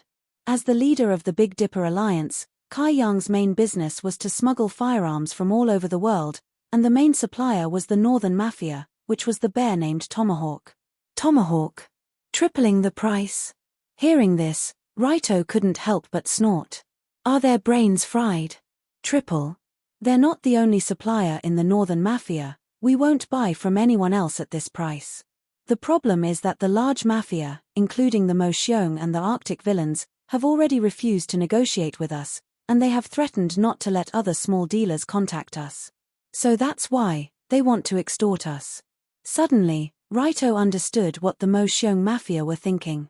They saw that the Black Hand Alliance was rising too quickly in Japan, so they wanted to extort more from Raito and the others. Kai Yang, I want to go to Moscow to see the new leader of the Tomahawk, arrange it for me immediately. You? Personally? That's not good, it might be dangerous, those guys aren't normal. It's okay. They're not normal, and I'm not normal either. Saying this, Raito couldn't help but reveal a bloodthirsty smile, and at the same time, he couldn't help but loosen his muscles. After all, he hadn't personally dealt with someone in a long time, and recently, he was itching for a fight. Coincidentally, this dumb bear came to his door, so how could he not exercise?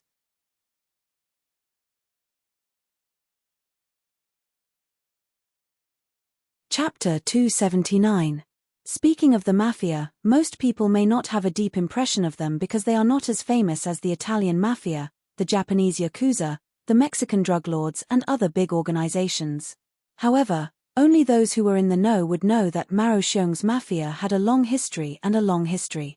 It was the only mafia in the world that had a complete industrial chain and the largest range of influence. The earliest mafia came from the Gulag, a labor camp under the Soviet system. It was the largest labor camp in the world and even in the history of mankind. It was said that more than 20 million people had been imprisoned in it for decades. With such a large number of prisoners, it unintentionally formed a special small society. The only thing this society believed in was the dark code of absolute power. In the end, an unprecedented profession was even born in the Gulag, disciplinary bandit. Before joining the profession, they had to swear an oath of complete obedience to the precepts of crime and refuse to work legally. All necessities had to be obtained through crime. Otherwise, they would not hesitate to starve or freeze. From a certain perspective, a law thief was a pure bad guy with a goal. It was impossible to work. Even if they starved to death, they would not work. If there was no food, they would rob. If there was no money, they would steal. Whoever dared to work to earn money for their family was a traitor. They would drown in the toilet. After the outbreak of World War II, many law thieves in the Gulag were sent to the battlefield and became members of the punishment camp. Basically, they were the ultimate cannon fodder who charged at the front of the battle and were responsible for taking bullets. Although the law thieves suffered heavy casualties during World War II, some of them survived and returned to the Gulag prison. Those who survived from the cannon fodder camp were basically people that even the King of Hell wouldn't dare to accept. They were fierce men who had truly experienced blood and fire. Every day, they would put their heads on their waists and charge towards long guns and cannons. In the end, as the Gulag was completely abolished, these fierce men who had fought in wars, carried guns, and worked in labor camps were directly thrown into normal society, thus giving birth to all kinds of mafias.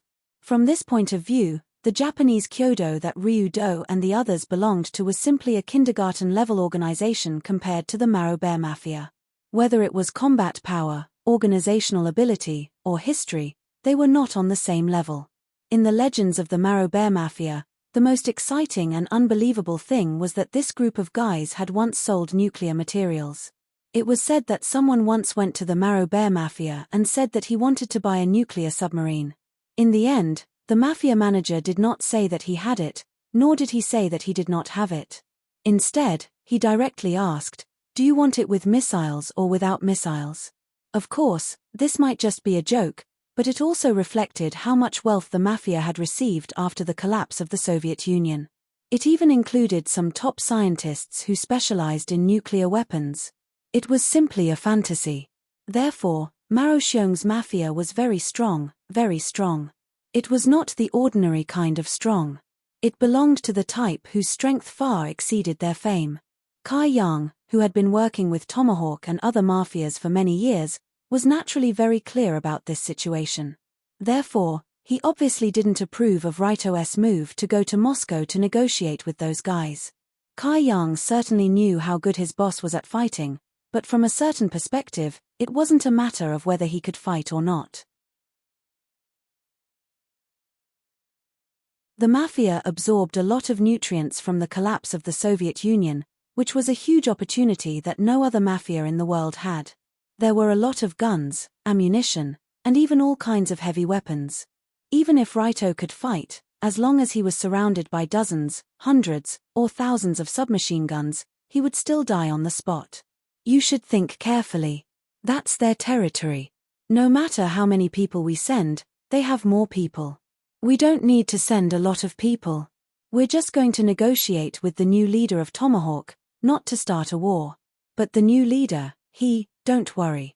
If we really fight, he can only jump here.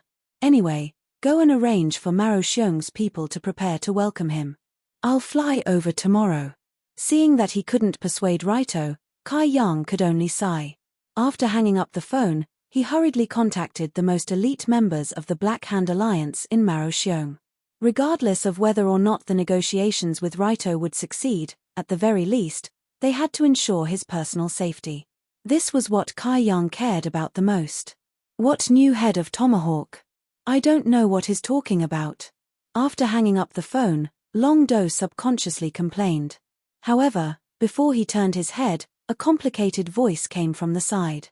Are you going to Moscow? Tomorrow? Raito looked to the side and saw that Downia had unknowingly snuck up to his side. Presumably, the little princess had heard some of the conversation just now.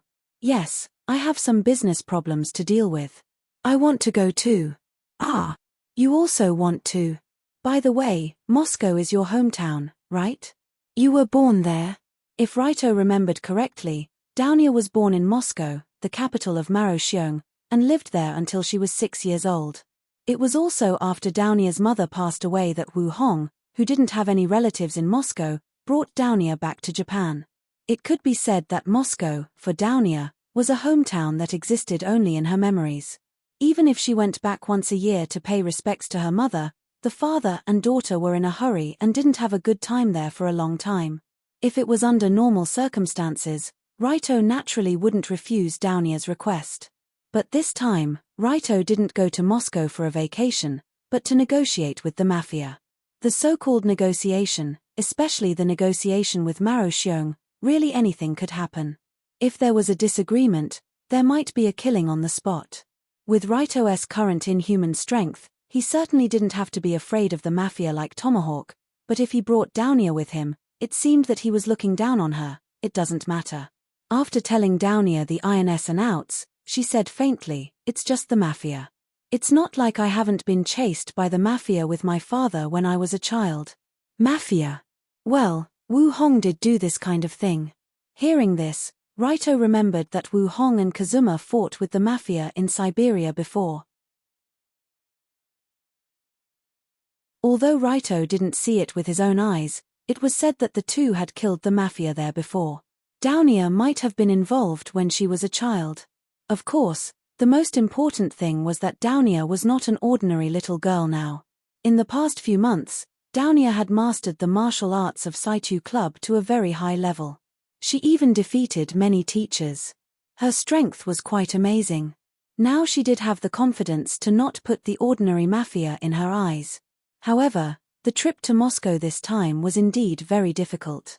If it wasn't for the fact that he had no other choice, Long Do really didn't want to bring Downia along. But she stubbornly insisted on going with them, so there was no other way. "If you don't take me, then I will go by myself." It's none of your business if something happens. Since Downia had already put it this way, Long Do had no choice but to take her along. After all, it was more dangerous for her to go to Moscow alone. With the power of Tomahawk, they would definitely find out her relationship with Raito and capture her as a hostage. So, early the next morning, Raito booked a ticket to Moscow with Downia. They set off from Tokyo International Airport and flew to Moscow Sheremetyevo Airport. From Tokyo to Moscow, the flight time was almost 9 hours. Throughout the flight, Downia had an indifferent look on her face. She didn't seem to be happy at all. Downia, do you want to eat potato chips? No. Downia, do you want to play games? I brought 2 game consoles. I don't want to play. Downia, I ordered cream cookies for you in the cabin at noon. Are you happy? Thank you. Just like this, no matter how Raito tried to get close to her, Downia, who was sitting next to the window, just looked at the scenery outside the window and didn't say a word. Needless to say, this Downia was actually quite pleasing to the eye. Previously, Raito's comment on Downia was what a beautiful little loli, it's a pity that she has a mouth.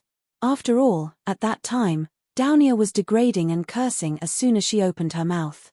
At this time, Downia became much quieter. The expression on her face was very cold, and she didn't even speak. With the northern-style light blue bragi dress on her body, she looked like a beautiful doll. But even so, Raito was still a little worried when he saw her like this. Yesterday, at the coming-of-age ceremony of Miss Saitu, her I don't love anyone look was very surprising. Who would have thought that after getting on the plane a day later, Tonya's attitude was still the same, and there was no change at all? What's wrong with her? Why does she feel like she was wronged? But Downia didn't look like the kind of person who would cry after being wronged. For Raito, who was relatively insensitive, he couldn't understand Downia's delicate thoughts at this time. After trying all kinds of methods, he could only let her calm down for a while. 9 hours later, the flight successfully arrived at the Sheremetyevo airport of the northern capital Moscow. Although it was October at the end of autumn, the weather in Moscow was very cold compared to Tokyo. Even if there was no snow today, the temperature was still in the single digits. Moscow. I'm back. After getting off the plane, Downia looked at the city where she was born, and a complicated expression flashed in her eyes.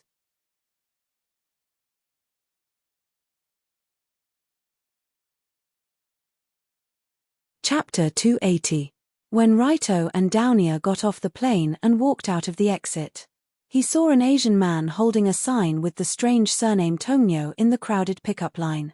According to Kai Yang, he would do his best to arrange all the forces of the Big Dipper Alliance in Moscow to ensure Raito's safety. Naturally, there would be local members responsible for the pickup. Because there were spies everywhere in Moscow, they couldn't use the conspicuous surname Tong Sheng. After all, the boss of the Black Hand Alliance, Raito Kiri, was already quite famous worldwide. Hello, Boss Tong Sheng. Seeing Raito and Downia walking over, the Asian man quickly put away the sign and quickly bowed to them. He also made a special communication gesture of the Black Hand Alliance. Currently, under the management of Long Do, Liu Li, and the others, the alliance already had a complete set of systems. From the communication between superiors and subordinates to all kinds of secret codes, they had everything. Even the foreign intelligence network had been completely set up. When he followed the elite member from the Big Dipper Alliance out, Raito asked casually, "Now the boss of Tomahawk already knows I'm coming, right?" "Yes, Boss Kai Yang has already sent a meeting request to Mr. Yokov, and they also responded that Boss Tong Sheng is welcome at any time." "Oh. You mainly deal with Tomahawk here, right? You should be familiar with their new boss, Yokov. What kind of person do you think he is?" When asked this question, the Han man named Yi Shen frowned slightly and said cautiously, "Mr. Yokov is the most despicable villain. I don't think I can trust anything he says." According to what Yi Shen knew, the new boss of Tomahawk, Yokov, was the son-in-law of the old boss, Bolev. Since he married Bolev's daughter, he had made a meteoric rise in the gang. Even after Bolev's accidental death not long ago, he naturally became the new head of the gang. The old boss of Tomahawk, Bolev, had been an old friend of Kai Yang for more than 10 years. If Bolev was still alive, There was no way he would have made such an extortionate request to the Black Hand Alliance. Yi Xian had seen Yakov many times over the years in Moscow. How should he put it? Every time, he felt that this man was filled with deep malice. Recently, the underground world of Moscow has been spreading like wildfire, saying that Bolev's death is related to Yakov. I believe this rumor 100%. After bringing Raito and Downia to the airport, Yi Xian directed several men in suits to drive over and welcome his brother and sister-in-law into the car. It took about an hour to drive from Sheremetyevo Airport to Moscow City, which gave Raito and Yi Xian some time to communicate. In other words, the problem this time is probably the new boss of Tomahawk, Yakov, right? After getting in the car, Raito looked at Downia, who was leaning against the window, seemingly deep in thought, and asked Yi Xian, who was sitting in the passenger seat. It's hard to say. But Yi Xian shook his head. He signaled the driver to drive and calmly reported, if it was only Yakov alone, he would at most control Tomahawk to not trade with us. But this time, there are 7 or 8 other mafia groups that refuse to trade with us. This is not something Yakov can do. According to what Kai Yang had said, 7 or 8 mafias in Moscow, including Bear Mo and Arctic Scoundrel, had rejected the arms deal with the Black Hand Alliance. This matter was truly unusual. If it was only Yakov who had a problem, then he could only represent Tomahawk at most. It was impossible for him to have the power to involve so many other mafias. After all, those mafias and Tomahawk were competitors and even enemies. So I suspect that there is a bigger force involved. Or it's not a suspicion, but there is definitely a bigger force involved, but I haven't figured out who it is. Oh, why do you say that? Because according to our intelligence network, Tomahawk and other mafia groups seem to be doing a huge deal to sell some very special materials. Very special materials? Hearing this, Raito asked jokingly, what materials are so special? Big Ivan. Exactly. What? Originally, Long Do only wanted to tease Yi Xian, but who would have thought that Yi Xian would nod his head? This immediately shocked Long Do. The so-called Big Ivan was the largest hydrogen bomb made by the Soviet Union. It was also the most powerful bomb in size, weight, and power among all the types of bombs detonated by humans. Yi Xian said that someone wanted to buy the materials to make Big Ivan, which meant that those people wanted to buy the materials to make thermonuclear weapons. It was extremely difficult to buy nuclear materials in today's world. After all, this thing was not something that could be bought with money. Just finding a buyer was close to a fantasy. But just because it was extremely difficult didn't mean it was impossible. According to Yi Xian, when the Soviet Union collapsed a few decades ago, a batch of nuclear materials was distributed to KGB agents and some armed organizations. Some nuclear physics scientists even cooperated with the mafia after the collapse of the Soviet Union to deal with these things. Although after so many years, there weren't many mafia groups that still had nuclear materials on hand. But coincidentally, Tomahawk, Mozambique, Arctic Villains, and other mafia groups each had a small batch of enriched uranium and other radioactive materials. Together, it was enough to make a big guy. Based on the timing of the mysterious force's appearance, their deal should be directly related to the change in attitude of Tomahawk and other mafia groups. It seems that they are targeting our Black Hand Alliance, but I don't know what. There's no need to think about it. I probably know who is behind it. Just as Yi Xian was trying to analyze who was behind the scenes, Raito sneered slightly, just like Conan, who had just discovered the truth of the matter. If it was in the original world, Raito wouldn't be able to guess who was behind it, but in the world of Red Album 2, no one survives. A group of people happened to be trying to make the ultimate weapon that could destroy the world. And that group of people was Heavenly Eye Group. That's right, it was the Heavenly Eye Group. Who else could it be? The Heavenly Eye Group was originally an international-level arms dealer. Their technology tree in weapon manufacturing had already reached a quite exaggerated level. As long as there were suitable materials, it wasn't difficult to make nuclear weapons. This was especially true for the entry-level nuclear weapon, the atomic bomb. That was something that could be created decades ago. Therefore, for most forces, The most troublesome part of creating a nuclear weapon was to obtain the materials and resist the pressure, not the creation itself. Because of the existence of the Treaty on the Non-Proliferation of Nuclear Weapons, any force that wanted to make nuclear weapons would be sanctioned by international gangsters. In addition, the materials were hard to find, so there were very few forces that had nuclear weapons. It didn't mean that nuclear weapons were difficult to make. But would a woman like Eheim care about this? What a joke. At the end of the original storyline, Youngji used all the resources of the corporation to create a large hydrogen bomb called the Sixth Demon's Wrath. As long as it was detonated, it would cause the entire island to explode, causing the Earth's crust to change, earthquakes, and tsunamis to follow one after another. In the end, the entire country would be finished. At that time, many players were wondering where Eheim got so many nuclear materials. Now it seemed that Raito had accidentally found the answer. So that's how it is. It seems that the nuclear materials of the Heavenly Eye Group were obtained from the Hairy Bear Mafia. Then the person who came to communicate and purchase should be him. He seems to be a hairy bear too. Thinking of this, Raito couldn't help but think of a weirdo with a muscular body who wore a windbreaker no matter how hot the weather was. The head of the Heavenly Eye Group's weapons department, Nikolai. In the original work, Nikolai was a hairy bear. It was said that he used to be a KGB agent serving the Soviet Union. After the collapse of the Soviet Union, he accidentally met Eheim and was taken in by her, becoming the core force of this group. Such an old agent who was born in Moscow and had a wide range of contacts in many fields, plus the exaggerated background and wealth of the Heavenly Eye Group, it wouldn't be difficult for him to reach an agreement with the Mafia like Tomahawk. In that case, the main opponent this time wasn't just Tomahawk, but also the weapons department behind them. Raito had a deep impression of the weapons department that was mainly responsible for the development and use of weapons in the original work. How to describe it? If the pharmacy department was a group of monster doctors led by Yomi who developed superhuman potions like Hell Butterfly, then the weapons department was a group of monster designers led by Nikolai who developed all kinds of strange and highly destructive weapons.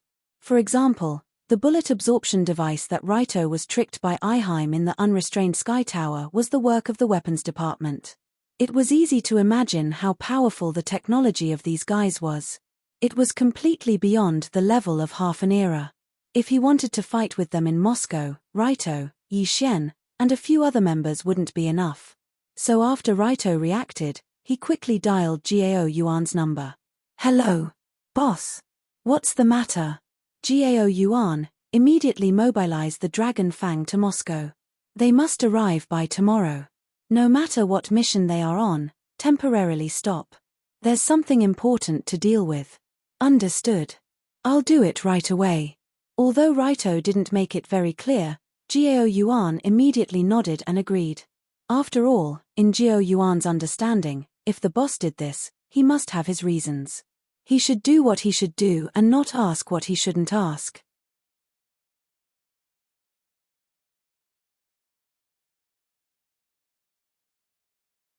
Chapter 281.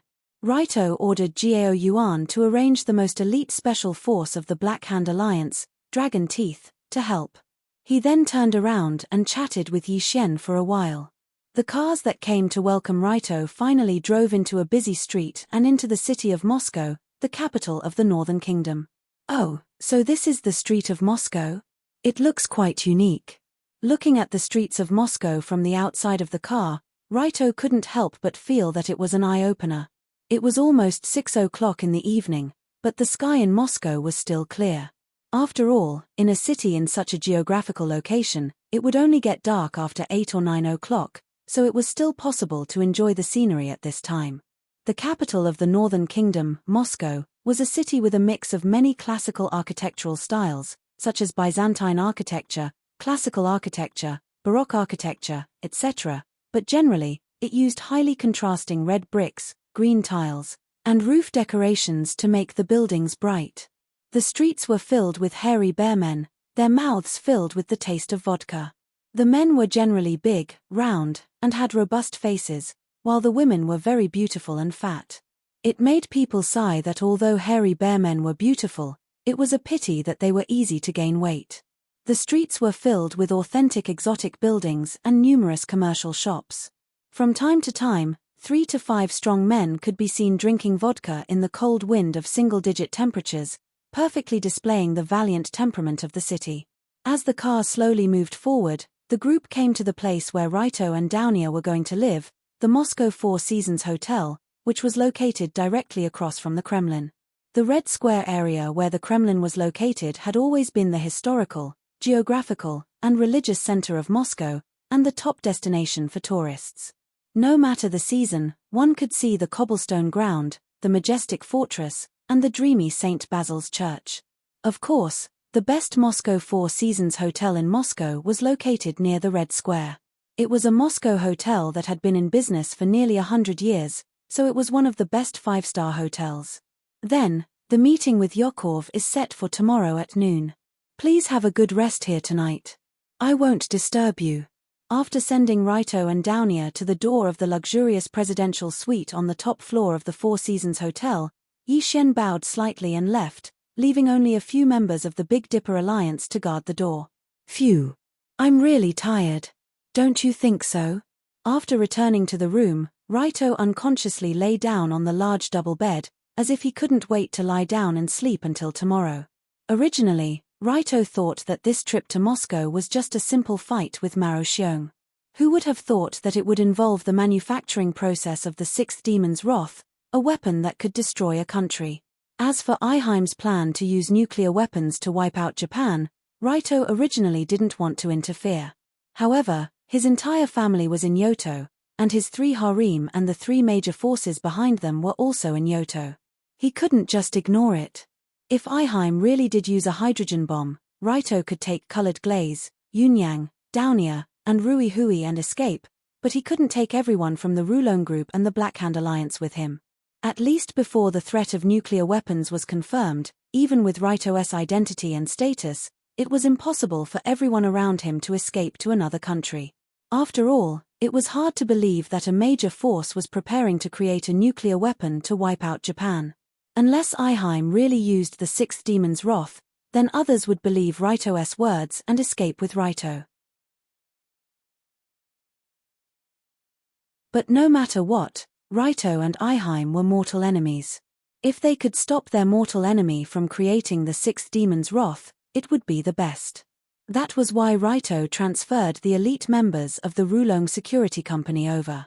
Although there were only 100 people in the special forces named Dragon Teeth, they were all transferred from the original Dragon Group and then sent to the Middle East battlefield to undergo more than half a year of thorough militarized special training to build the team.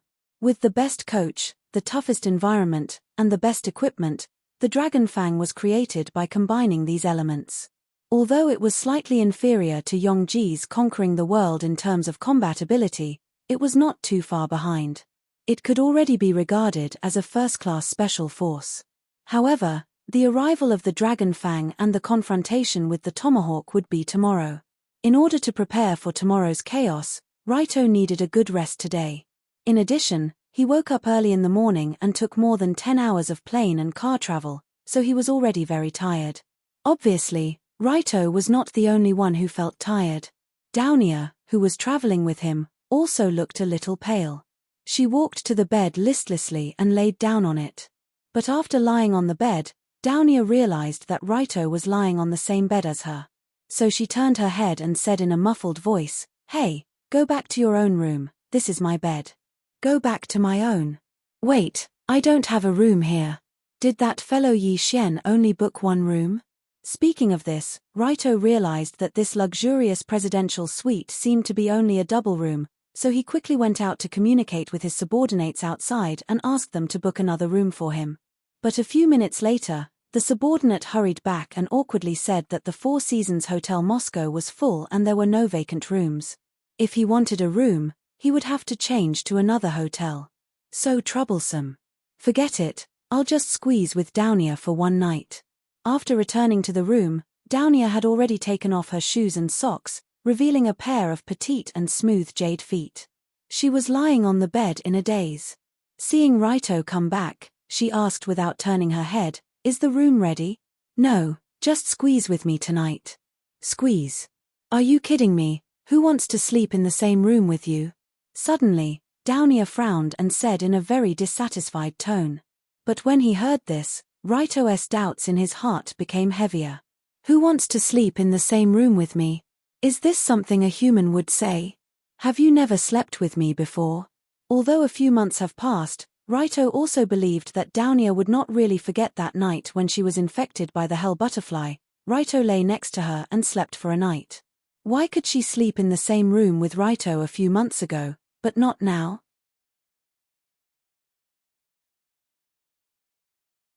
With a puzzled expression, Raito climbed back onto the bed and asked, "Then you have to explain why you can't sleep in the same room with me. Who are you to me? Why can you sleep in the same room with me? Who am I to you? According to what your father said, we should be engaged, right?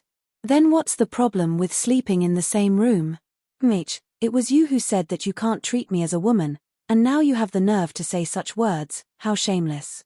When she remembered what Raito said to her father, Downier could not help but clench her teeth and cover her head with a pillow.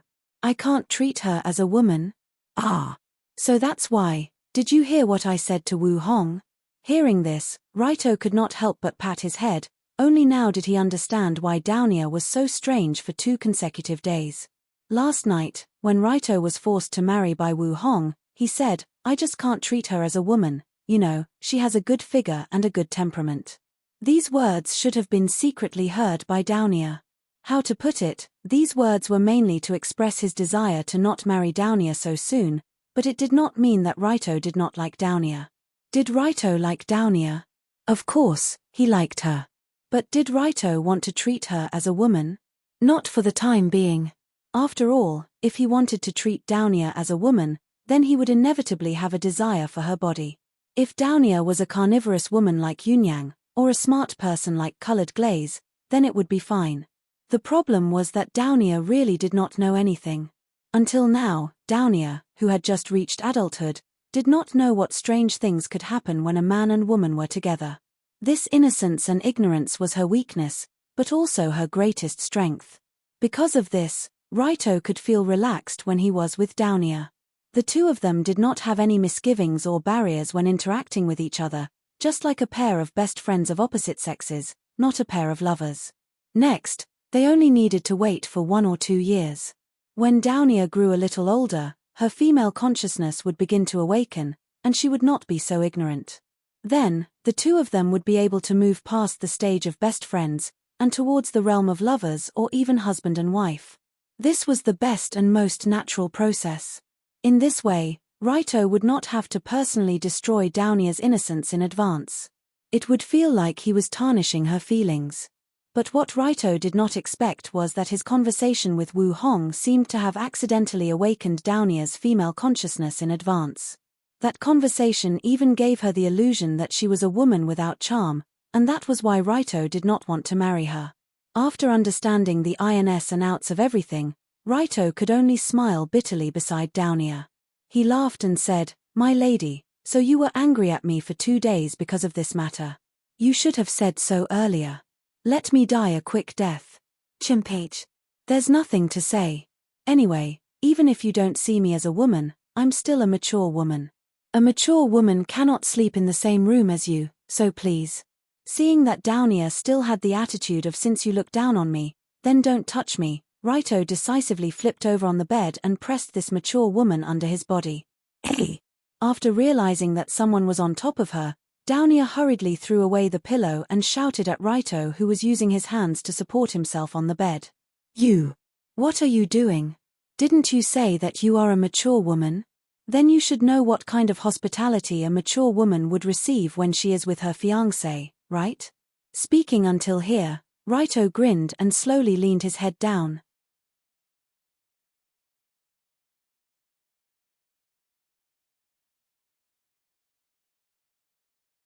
Chapter 282. The speed at which Long Do's head lowered was very, very slow. This allowed Downier to clearly feel that the warm aura was approaching her. Moreover, if they continued to get close to each other, the result would be their lips being pressed together. "Hey! Wait! This. Downier didn't expect Raito to do this, so her little face suddenly turned red, and her body slightly trembled. But, damn it, don't look down on me. But in order to show her maturity as a mature woman, Downia didn't turn away. Instead, she forced herself to pout and prepared to throw her first kiss. Chirp. But in the next moment, Raito's head slid up, and his lips kissed Downia's forehead. When she realized that this guy kissed her forehead, Downia's trembling finally stopped, as if she was suddenly relieved. Don't be stubborn. After feeling the girl's embarrassment, Raito turned over and lay down on the side, and laughed. You're not ready at all.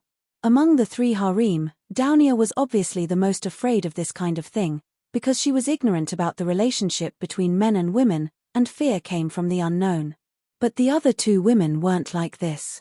Colored Glaze took the initiative to force a kiss, and Yunyang took the initiative to seduce and ask for a kiss. In comparison, Downia, who was trembling like a little rabbit about to be eaten by a big bad wolf, was indeed not ready. After realizing this point, Downia was speechless, because she couldn't refute this point. This is also the reason why I don't plan to marry you so soon. As Raito said, he reached out and stroked Downia's waterfall-like silver hair, as if he was stroking this little bear's fur. In a relationship between a man and a woman, both sides must be ready. If you're not ready, and I force you, it will only cause you to be traumatized, and you won't be able to fully devote yourself to it in the future, understand? Unlike usual, Raito's tone was very serious, and obviously he wasn't teasing. Although Raito was a pervert who liked women, and even prepared to start a harem, he had always been the type of person who liked both sides, and he hated Taurens and forced people the most. If he couldn't make his woman be willing to be intimate with him, then even if he got her, it would be meaningless.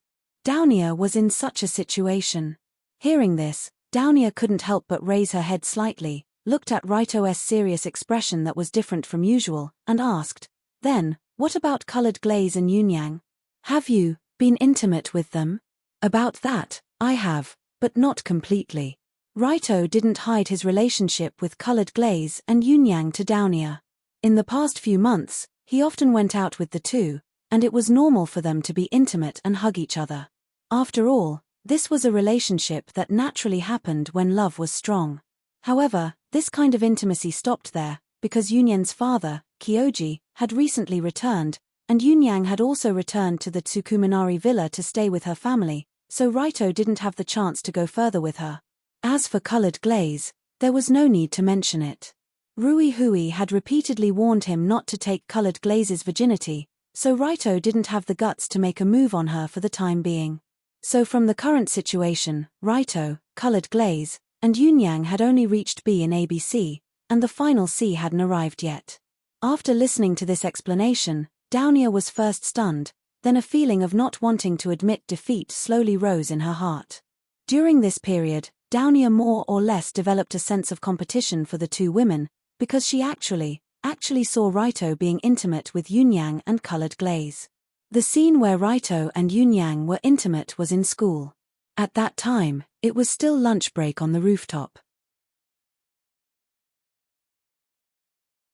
Raito and Yunyang often ate there, and Downia sometimes also went to join in the fun.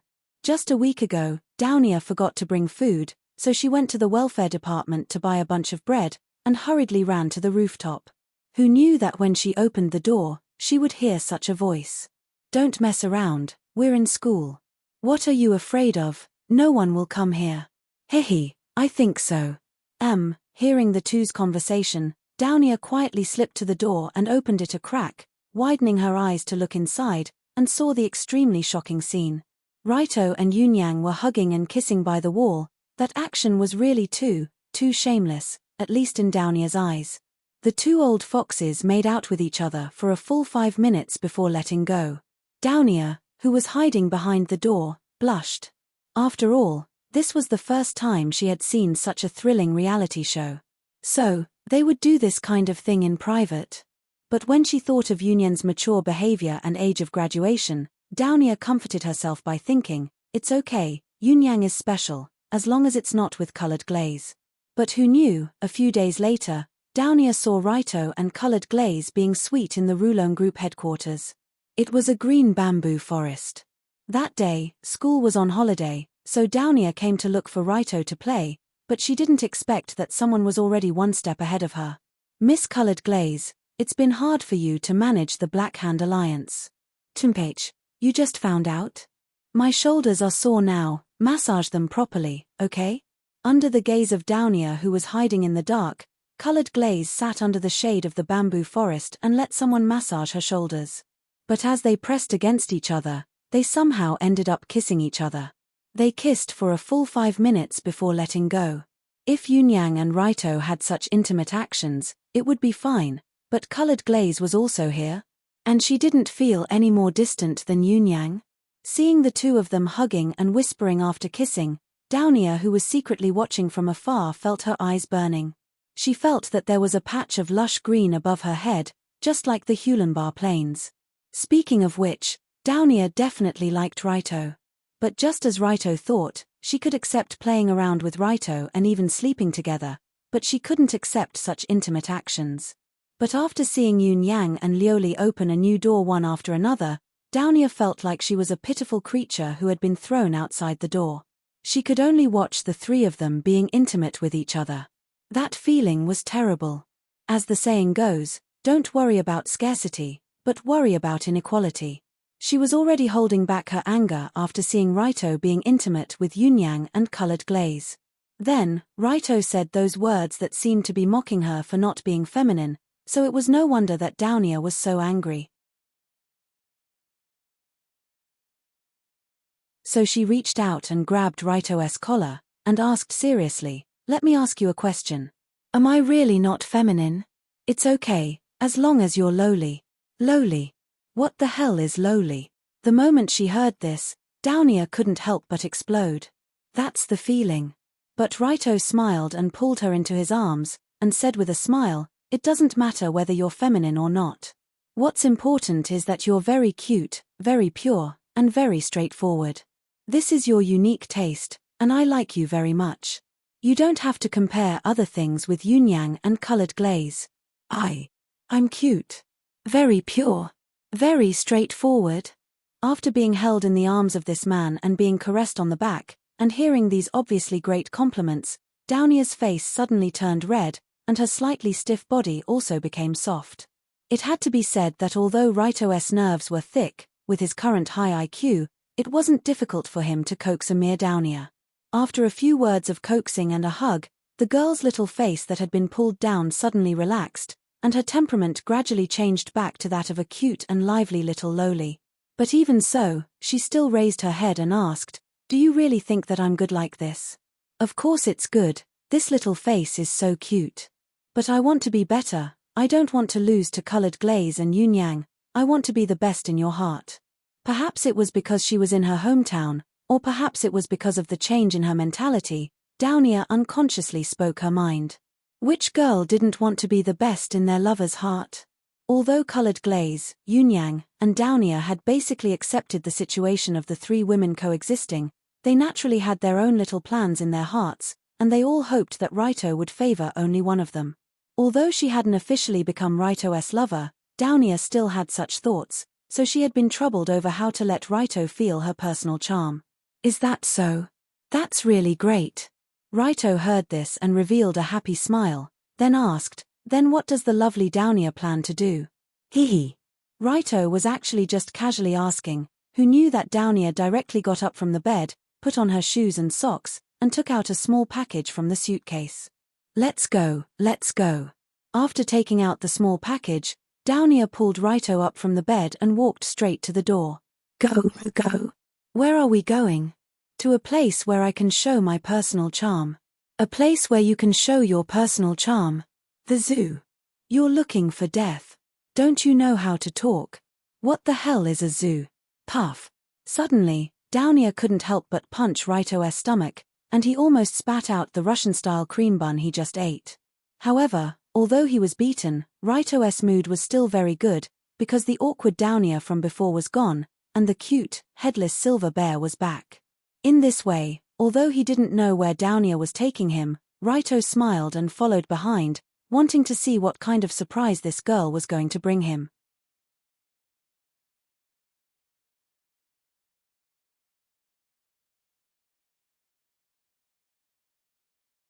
Chapter 283.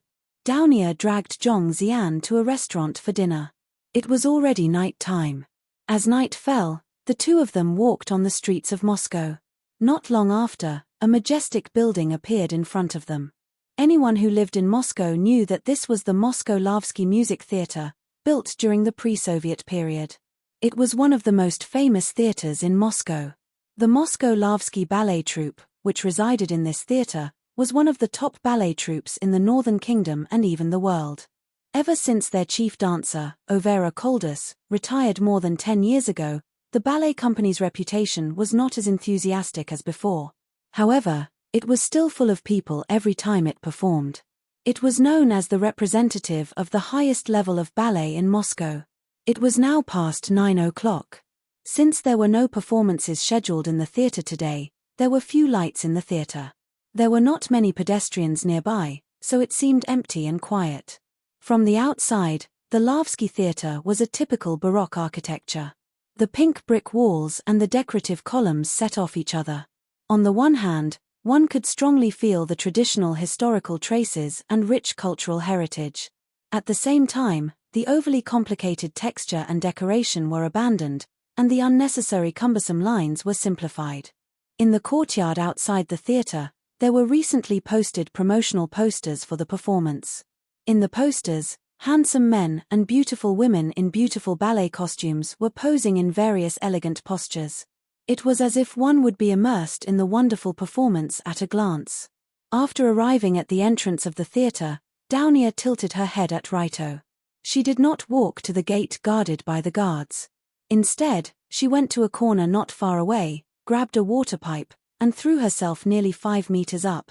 From a third person's point of view, Downia's move just now was like flying. She flew lightly to the balcony on the second floor, grabbed the railing, and flipped up. Almost in the blink of an eye, she arrived at the rooftop of the third floor. Ever since she was poisoned by the hell butterfly a few months ago and gained a level 5 superhuman physique, Downia's skills had been rapidly developing in a direction that was unlike that of a human. She had even tried to climb the 200-meter-high Tokyo Emperor Hotel with her bare hands. With only 2 fingers, she could support her body weight of nearly 150 kilograms, as if she was a young Spider-Man who moved the wall at a right angle as if it were flat ground. Seeing Downia suddenly jumping over the wall, Rito also jumped over the wall and entered the theatre from the top of the third floor. Was this the place Downia wanted to bring me to? She seemed familiar with this place. While Downia moved forward with familiarity, Rito, who was following behind, curiously observed the scene inside the theatre. On the other hand, he was curious about Downia's goal. The interior color scheme of this Moscow Lavsky Music Theatre was Mediterranean-style blue and white. It looked very fresh and comfortable, making people feel as if they were rippling in a wonderful art sea. Soon, the two quietly came to the theatre's main stage, which was the most important area of the theatre. Because today was a closed day, there was no one on the main stage, and the lights were not turned on.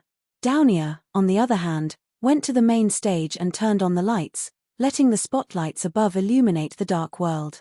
Whoa, whoa, whoa! This is so beautiful.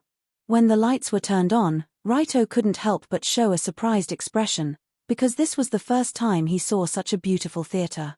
The main stage of Moscow Lavsky Music Theatre could only be considered medium-sized in terms of scale. There were hundreds of chairs on the first floor and the second floor respectively.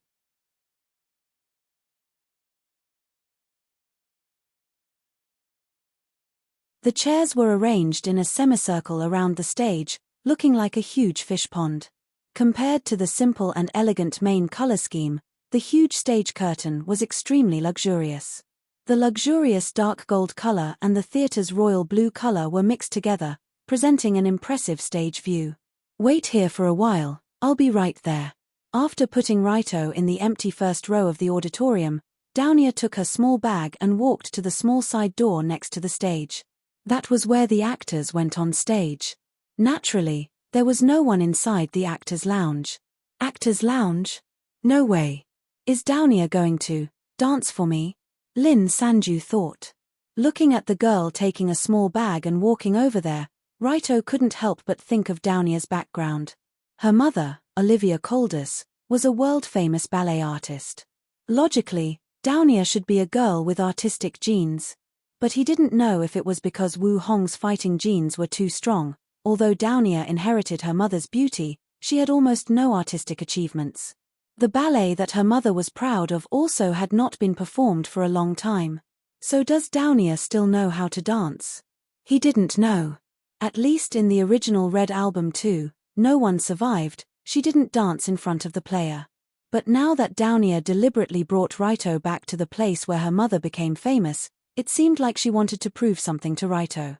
In this kind of curious and excited waiting, it didn't take long before a particularly eye-catching figure under the stage lights finally appeared in front of Raito. Oh, this is. When he saw Downia, who purposely changed into a ballet dress, Raito almost exclaimed because she looked so beautiful right now. The tight-fitting ice blue ballet dress perfectly depicted the beautiful and slender figure of a 16-year-old girl. The short skirt that was as thin as a cicada's wings when moving was graceful and light like a blooming flower. Together with the white silk pants and pointed shoes that highlighted her slender legs, it was even more beautiful.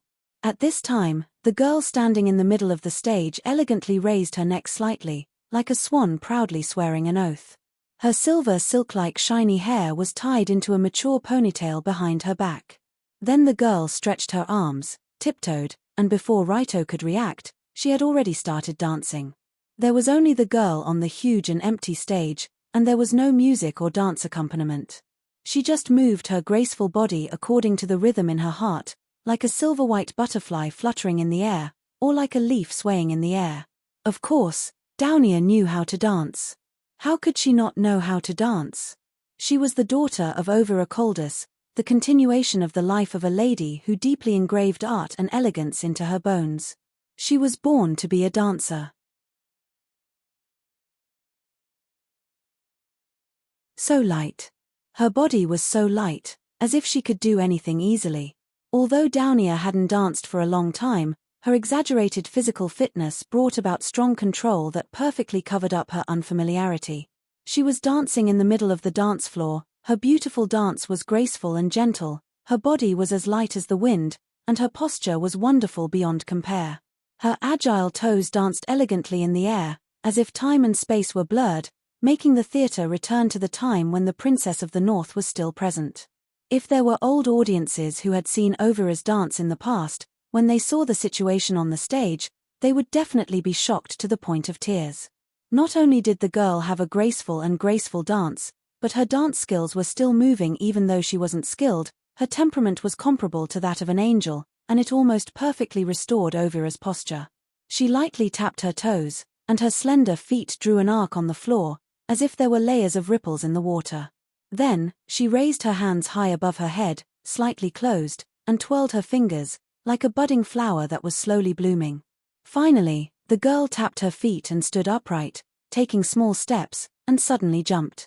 Through a high jump of 720 degrees, she displayed the beauty of the flowing lines in the circle to her heart's content. After this high jump, the girl's speed became faster and faster, and her movements became more and more intense. It even gradually went beyond the category of dance, and evolved into martial arts. Every time her slender feet touched the ground, it would create a strong wind, as if it was going to sweep a ditch on the ground. When her slender waist and arms stretched back gracefully, it was as if the air on the stage was about to disperse. Even so, it still wasn't martial arts, because if these movements were called martial arts, it would be too elegant, and people would unknowingly be intoxicated by it. In this world, where would there be a martial arts that people couldn't take their eyes off, as if their hearts were spinning along with it? But in this world, where would there be such a dance that was full of power and speed, as if it could shatter the dance floor in the next moment? Movement and stillness, elegance and wildness, harmony and violence, these completely opposite essences, as Downia's body continued to dance in the middle of the stage, and people could feel the strange beauty of countless contradictions colliding and merging together. This was a ballet, and it wasn't a ballet. This was a martial arts performance, and it wasn't a martial arts performance.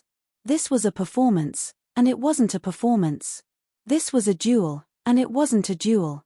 What was this? Downia herself didn't know. But this was her. This was the daughter of the princess of the Northern Kingdom and the warrior of the Far East, showing her most beautiful, most authentic, and most charming self in front of the man she cared about the most. Too beautiful. When Downia finished her dance and walked towards the audience, Raito was still immersed in her beautiful figure and elegant temperament. Especially compared to the careless and boorish Downia, who was usually careless and rude. Right now, her body was exuding a strange beauty with a strong contrast. It was the perfect embodiment of a young girl's soul-stirring charm. How is it? Now, do I have the charm of a woman? After coming to Raito's side, Downia shook her sweat-stained hair and asked in a confident tone. Yes. Too many. Seeing Downia like this, for the first time, Raito had the urge to hug her tightly, kiss her, and completely dominate this little princess. And in the next second, he did just that.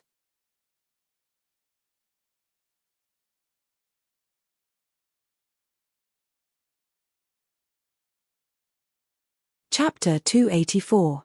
Before Downia could react, a large hand had already wrapped around her slender waist and pulled her body into his embrace. In the next second, the girl's body, which was wrapped in a tight dance dress, was pressed against Ryudo's body. Their cheeks were also very close. The stage spotlight almost couldn't shine on the audience, so Raito and Downia were in a slightly dim space. After pulling Downia closer, Raito held her slender waist with one hand and placed the other hand on her beautiful back. A beautiful and charming back must be snow-white and well-proportioned. The back of Downia's ballet dress was half hollowed out, through which one could feel the beautiful and smooth texture of her back. For the first time, Raito felt such a strong charm from the girl's body. After her unique outfit and the special dance just now, Downia seemed to have sublimated, becoming the most fascinating combination of angel and demon under the spotlight. Especially at such a close distance, her beautiful and sweet face was flawless, pure to the point that it didn't contain any impurities. Her skin was as white as snow, and her plump and delicate little mouth was slightly open, emitting an alluring aura. This beautiful scene really made Raito's blood boil. He didn't care that they were still in the theater, but he couldn't help but lean down and kiss Downia's soft and smooth cherry lips. With this kiss, Downia's eyes suddenly widened, but there wasn't much surprise in her eyes. Instead, there was a strange mixture of excitement and accomplishment. Chimph. Very good, just like that. You bastard, didn't you say I wasn't charming? How about now? You still took the initiative to kiss me. But this feeling is pretty good. Perhaps it was because of the experience on the stage where her mother performed. Downia's mentality was completely different, and she was a lot calmer when facing Raito's kiss. Then she closed her eyes, pursed her lips, and focused her attention on where their bodies touched. For Downia, this was the first time she had experienced such a wonderful feeling. She immediately felt her body heat up, and her mind buzzed. It was as if her body was gradually floating up into the clouds, weightless and weightless. After training with yin-yang and colored glaze for so long, Raito's experience in kissing was quite rich, and it was easy for him to get Downia, who was a newbie, into the zone. As the two kissed, the girl couldn't help but start to respond, and her soft and delicate body also began to twist restlessly in his arms. After kissing for a while, Raito noticed that his hands had unknowingly become a little restless, so he quickly pushed Downia's body away, and then said apologetically, "I'm sorry. It seems a little too much." For Downia, who was not very proficient in kissing might be the limit of her endurance, and it might be a little too early for other things. However, what Raito didn't expect was that after being pushed away, Downia leaned over again and chuckled in his ear, "Why do you think it's too much? Aren't we engaged? You should continue to treat me with hospitality, my dear." If Raito remembered correctly, these were the words he said on the bed in the luxurious suite of the Four Seasons Hotel in Moscow not long ago. At that time, Downia was trembling when she heard these words. She was scared like a little mouse caught by a cat. But now she took the initiative to say these words in Raito's ear, and she even looked forward to it. Raito naturally knew the deeper meaning contained in these words. Could it be? When he thought of the meaning of hospitality, Raito couldn't help but feel a little thirsty, but he still said with a wry smile, "Why, don't tell me you want more." "Can't I? The feeling just now was really good, so it's normal for me to want to experience more. Experience more. You can't just say that. I'm not saying that.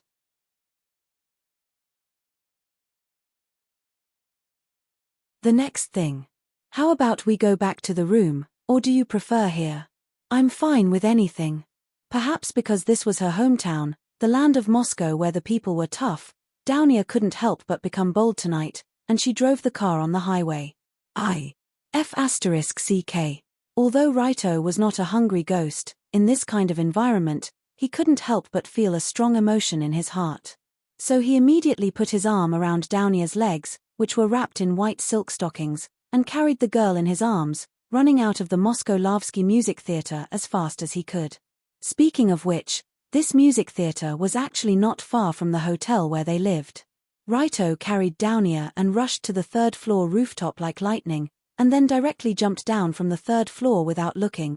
He stepped on the billboard on the street and landed lightly.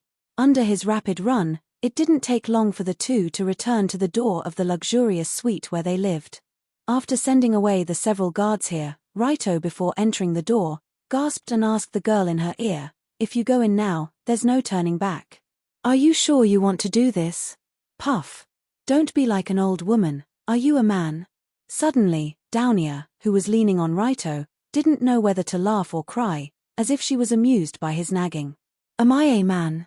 Hearing this, Raito couldn't stand it anymore. After all, this was a matter of dignity, and there was no room for doubt. So he said fiercely in Downia's ear, "Whether I am a man or not, you will know in a while." Oh, I'm so scared, Hey! There is really someone who is not afraid of death. After hearing the bell-like laughter, Raito immediately opened the door with the keycard, and rushed inside with the girl in his arms. Dong! As the door was quickly closed from the inside, the thick and heavy door seemed to separate the inside and outside of the room into two worlds. The outside world continued with the noise and chaos of the Moscow night. In the cold winter air, the smell of vodka mixed with ice and snow drifted as usual. And in the small world in the room, it exuded the gorgeous feeling of spring, and the hot atmosphere of summer. 3,000 words are omitted. Early the next morning, a crimson light began to penetrate the clouds. Light appeared on the edge of the clouds, and the cold morning breeze of Moscow blew through the streets, representing the arrival of a new day. For Longdo, this morning was different from all the other mornings in the past. This was because when he opened his eyes, what he saw was not the familiar ceiling, but beautiful silvery hair. Is it Downia? Raito looked down and saw the girl in his arms was still sleeping. Her small head was resting on Raito's shoulder, and her rose-like lips seemed to be a bit swollen. Red marks could be seen on her swan-like slender neck, and her messy silver hair was scattered on the delicate velvet quilt. She looked really miserable. But in the end, this hospitality was requested by Downia, and she also enjoyed it, so there was nothing to be pitiful about. Speaking of which, she was really strong last night, admirable. Thinking about the specific scene of the battle, Raito couldn't help but nod. But at this time, Downia next to him also closed her eyes cutely, and then slowly woke up. You woke up? After discovering that his adorable little princess had woken up, Longdo smiled and lowered his head to give her a light kiss on her forehead. This action was very doting. I don't know why, but when I see your face early in the morning, I feel like punching someone. After waking up, the first thing Downia did was to reach out and pinch Raito's face. Then, she crawled out of the quilt and faced the morning sun to stretch. While Raito teased, "Why do you feel like punching someone? Didn't you like me last night? Bah, shameless. Go to the side and stay there." Dong-nia couldn't help but make a face at Longdo, who was still pretending to be obedient after taking advantage of her. Then, she quickly washed up and changed her clothes. She sat in front of the dressing table and combed her messy silver hair. This hair is really messy. Because she didn't take care of it before going to bed last night, Downia's hair was already tangled into a mess, making it difficult for her to comb it. But just when she was feeling annoyed, a pair of big hands deftly took the comb from behind and gently combed the girl's hair. You really know how to express yourself at the right time. When she sat in front of the mirror and looked at Raito combing her hair with the silver comb, Downia suddenly didn't know whether to laugh or cry. There's nothing to express, I'm just combing my fiancé's hair, isn't this a very normal thing? Longdo couldn't help but slowly stroke her hair as he felt the soft and cold sensation of a silver waterfall on his hand. TSK, sly guy, what did you say? I said, you always like to make people's heart beat faster, you're too sly. Just when Downia was enjoying her lover's morning makeup, she suddenly saw her flat stomach in the mirror, and her face suddenly turned red. Wait, I suddenly thought of a question. What question? Yesterday we did that, will I get pregnant? Of course it's possible, but it's okay, I'll take responsibility. After hearing Downia's words, Raito smiled and patted her little head.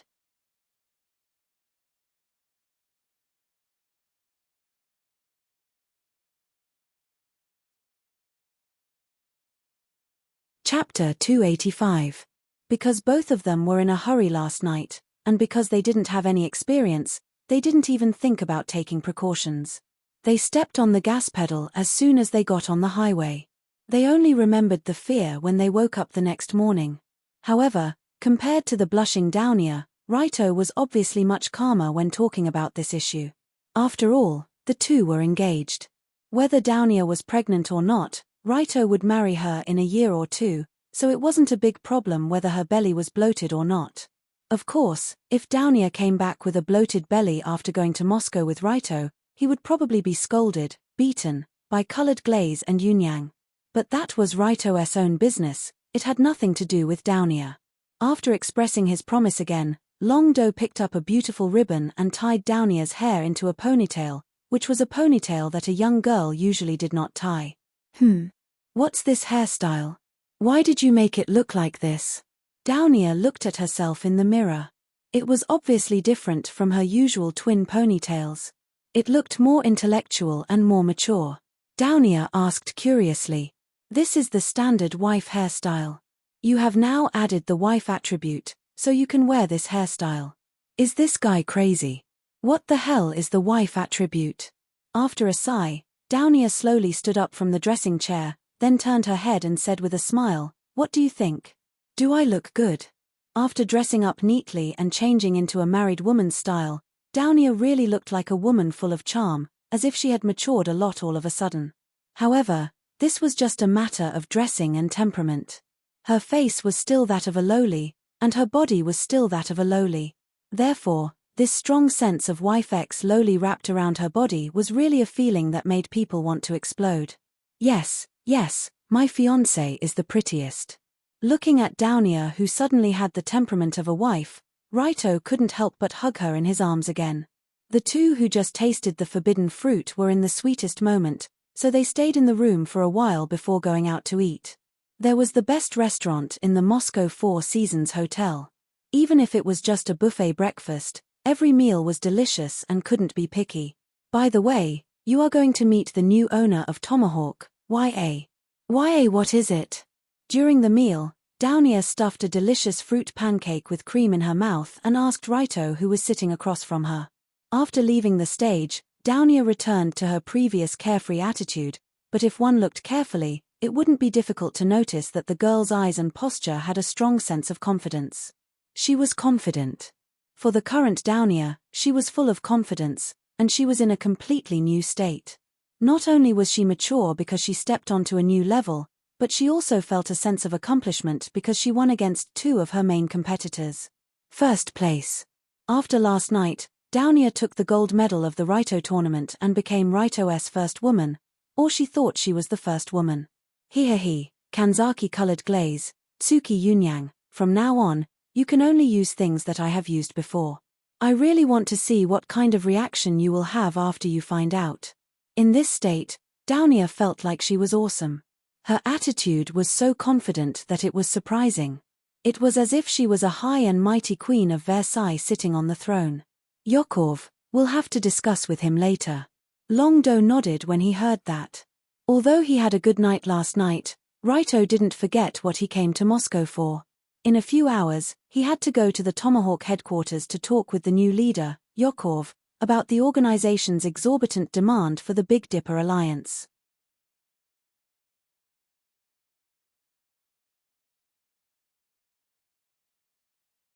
Looking at Downia, who was stuffing her fifth plate of pancakes into her mouth, Raito smiled. "What, do you want to come? Nonsense. Let me be your bodyguard. I guarantee that no one will be able to hurt you." Hearing this, Downia showed a joyful smile. Then she tightened her grip on the fork, and the thick steel fork was twisted into an indescribable strange shape. The hard steel was like plasticine in Downia's hands. After all, this young lady had level 5 constitution and was one of the top monsters in the world. Her strength was even comparable to Raito when he was in the Dao realm. Because he knew how terrifying Downia's strength was, Raito didn't stop her from going with him. However, before going to the Tomahawk headquarters, he had to give Downia some equipment. Although Downia's physical strength was almost at the limit of a human, she could still be injured by some firearms, such as submachine guns or bombs. Therefore, after the two finished their meal and returned to the room, Raito began to act like Doraemon. He took out a bunch of special equipment and handed it to Downia to change into. The first thing Raito took out was a seemingly light rubber jumpsuit. However, when she held it in her hand, she could feel its weight. The jumpsuit looked a bit like a special jumpsuit, but instead of rubber, it was made with some kind of opaque gel. It looked a bit strange. The moment she saw the jumpsuit, Downia was stunned. After a while, she asked strangely, You want me to wear this? Is this some kind of special interest? What are you thinking?" After reaching out and patting Downia's head, Raito smiled and hung the strange jumpsuit on the bedspread. Then, he reached out with his right hand and a special Bauer heavy assault rifle appeared in his hand. This assault rifle was a big gift from Kai Yang to Raito. It was one of the most powerful assault rifles in the world. It used a large caliber 9mm armor-piercing tungsten core bullet, which could directly blast through walls. Its power was not on the same level as a normal rifle. Look carefully. In front of Downia, Raito directly shot at the strange gel jumpsuit hanging on the bedspread. Bang! After the shot, the jumpsuit along with the bedspread was blown away by the huge impact. However, when Raito went over to pick it up, he found that the jumpsuit was almost undamaged. Only there was a small white dot on it. It was directly hit by a large caliber armor-piercing bullet, but it did not penetrate. This level of protection was completely unlike the bulletproof vests of this era. Of course, in reality, this thing was not a technology that should exist in this era. It was a special equipment that Raito bought from the market, Rogue Gel Bulletproof Vest. The price of this bulletproof vest was as high as 100 million yuan. It was one of the more expensive items among the Rogue equipment. However, there was an advantage to being expensive, which was that this thing was very useful.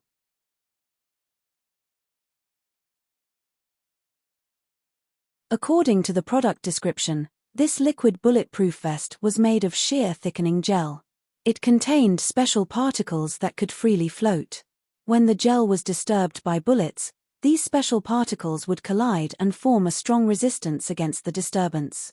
According to Raito's test, this gel bulletproof vest's resistance to bullets was about 5 times stronger than steel. Although it weighed 20 to 30 pounds, it would not hinder movement. It was just right for people like Downia to wear. With Downia's LV5 physical ability, a few dozen pounds of weight was nothing. However, after wearing this thing, she could almost ignore most firearms attacks. Unless someone directly shot at her unprotected face, they could not hurt her at all. However, with Downia's current strength, it was easier said than done if someone wanted to hit her face with a gun. This young lady was not a target. Oh. So that's how it is. This is good. After listening to Raito's explanation, Downia excitedly put on the liquid bulletproof vest. Watching a beauty undress and put on her clothes was originally a pleasure. Raito smiled as he watched Downia put on the bulletproof vest. Then, he continued to take out a few other special items. This time, Raito gave Downia a total of 3 items. In addition to the liquid bulletproof vest, there was a pair of special Rogue pressurized gloves and Rogue turbine shoes. The gloves could greatly increase the impact of an attack and protect the hand joints from damage. Raito tested it before. When wearing the gloves, he could knock over a car with one punch. On the other hand, the pair of turbine shoes that looked like ordinary sports shoes could greatly increase one's speed and jumping ability. When used at full strength, one could jump from the first floor to the third floor. These two items were originally for Raito's own use. Anyway, he didn't like to use his fists recently. Instead, he was obsessed with the pleasure of using various firearms. So, he simply gave these items to Downia as a reward for her efforts last night. At this time, Downia, who wore the Rogue Gel bulletproof vest, Rogue pressurized gloves, and Rogue turbine shoes, her physical ability had far exceeded the scope of human beings. She could be described as an invincible Iron Man. What about you? Don't you need to equip anything? After putting on these special items, Downia looked at Raito, who had a happy expression, and asked with a somewhat curious tone. After all, they might be fighting with Tomahawk in a while. If Raito, the protagonist, didn't prepare enough, wouldn't it be easy for something to happen? This was not what Downia wanted. Actually, I have a lot of equipment. It's just that you can't see it. When he heard this sentence, Raito smiled slightly, then smiled and opened the personal page that only he could see. After a few months, now the data on Raito's personal page was comparable to a god.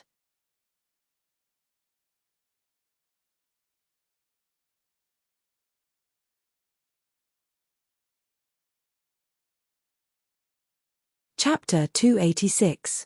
About half a year has passed since the fight with Saitu. In the past half a year, Raito had earned a lot of money from the Black Hand Alliance and the Rulong Security Company. Later on, Mrs. Rui Hui had returned 2 billion to him. He was really rich. According to Long Do's incomplete statistics, the total amount of money he had earned in the past 6 months was at least 5 billion yuan. Later on, because of the large amount of money that came into his account, he could no longer keep track of it. More than 5 billion, what kind of concept was that? That was a level where one could really casually buy things in the shop and add points to one's personal attribute points. At this time, on the interface that Downia could not see, Raito's attributes had changed. Name, Raito Kyriage, 16 attributes, Wisdom LV4, Physique LV4, Courage LV4, Insight LV4, Charm LV4 Chi opening rate, 81% title, Stupid Rich, obtained after spending more than 5 billion, the number of title slots will increase by 2, Stupid Rich, obtained after spending more than 500 million, the number of equipment slots will increase by 2, God of Guns, obtained after shooting more than 50,000 bullets, Man and Gun as one, Invincible, Equipment, Bow a Heavy Assault Rifle, Legendary, Nano Spider, Grappling Rope, Legendary, Dual-Wielding Glock 19C, Elite, RPG-32 Rocket Launcher, Elite, Super Large Grenade Box, Elite, Equipment, Nun Tools, Hooligan Velcro, Hooligan Analysis Mirror, Hooligan Voice Changing Mask, Hooligan Glider, Hooligan Gel Body Armor, Hooligan X-Ray Lens, Hooligan Sonic Wave Instrument Skills, Chenkuan Foundation Technique, 80%,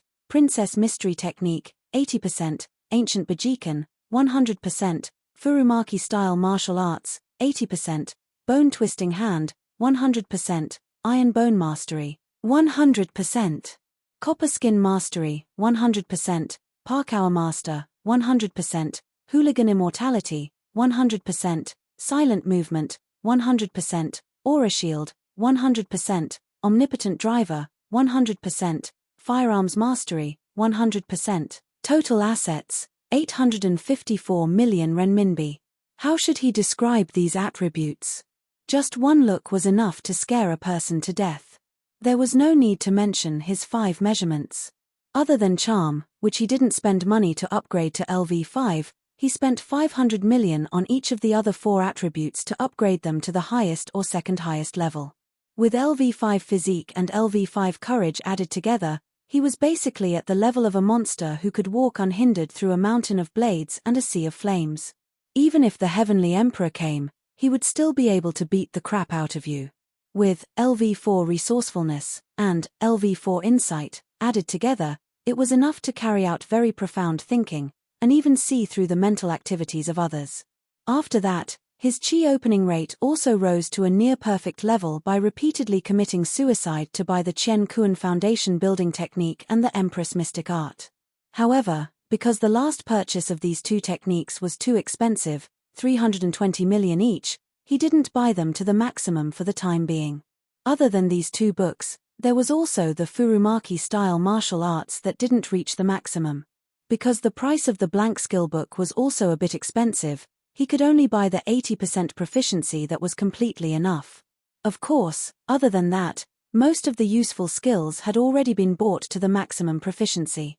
Combined with Raito's LV5 physique and 81% chi opening rate, his unarmed combat strength had already reached a level that was close to invincible. It wasn't an exaggeration to say that if the current him went back to half a year ago to fight with someone who had entered the Dao, he wouldn't even need to use the hooligan does not die by bare hands to trick others. He could more or less kill them within 10 moves. The current Raito was this strong, at the level of a ceiling.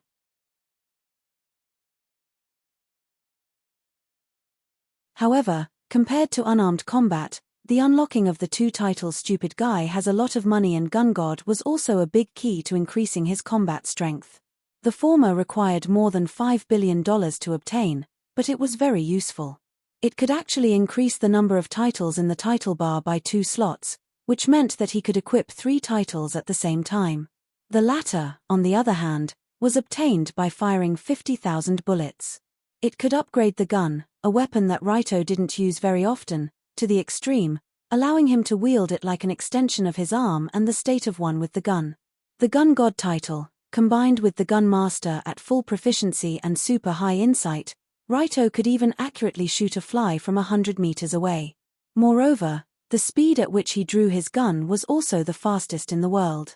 He really could be called the gun god of this generation. Other than that, Raito's item bar also added a few useful special items. The Hooligan's gel bulletproof vest, needless to say, it had the same effect as Downier's, which could greatly increase one's defense. After wearing it, Raito's full proficiency of Bronze Skin Mastery, Iron Bone Mastery, and LV5 Physique, he could almost ignore the power of a rocket launcher. A full automatic rifle's strafing was no different from scratching an itch. The remaining Hooligan's X-ray lens and Hooligan's sonograph were also very useful items. The former could see through a certain range, such as what was in someone's cabinet, while the latter could detect the number of creatures in the surroundings through sound waves. In other words, any tricks in front of Raito were almost meaningless. He was like a robot with a radar on, knowing how many enemies were nearby, and also knowing what the hands under the table were doing. As for the Bauer heavy assault rifle, spider grappling rope, dual-wielding Glock 19C, and super-large grenade box, they were all the best equipment that Kai Yang had found. These powerful weapons, together with the RPG-32 individual rocket launcher from before, formed Raito's current super-powerful firepower system. Coupled with the God of Guns title, he could dominate the battlefield, even more so than Rambo. Because of this, when Long Do found out that the Mafia in Moscow dared to pick a fight with the Black Hand Alliance, his first reaction was to teach them a lesson and let them know who had the final say in this world. Just like that, when the two of them were completely prepared, they were lovey-dovey in the room for a while. Only then did they hear a knock on the door. Raito opened the door and found that the Big Dipper Alliance member, Yi Xian, was already waiting with a few subordinates. He bowed to the two of them and said, "Boss Tong Sheng, are you ready to go now?" "Sure. Speaking of which, where is the Tomahawk base?" "It's at 707, Old Village Street in the outskirts of Moscow. It's about half an hour's drive from here." "Okay, let's go."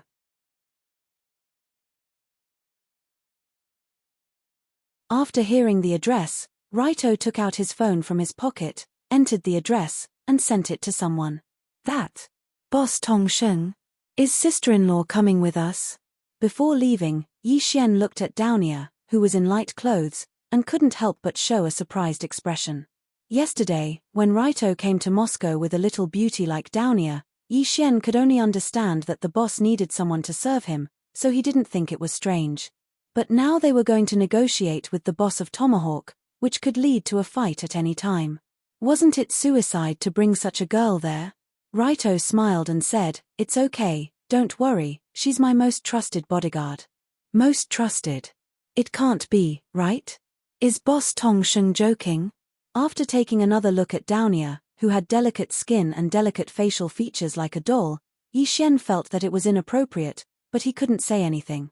He could only order his men to drive to the old village street.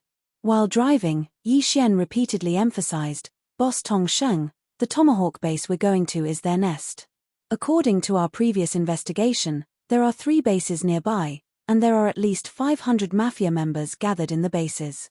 Almost all of them are armed with live ammunition, and there are also a lot of heavy firepower weapons. Oh.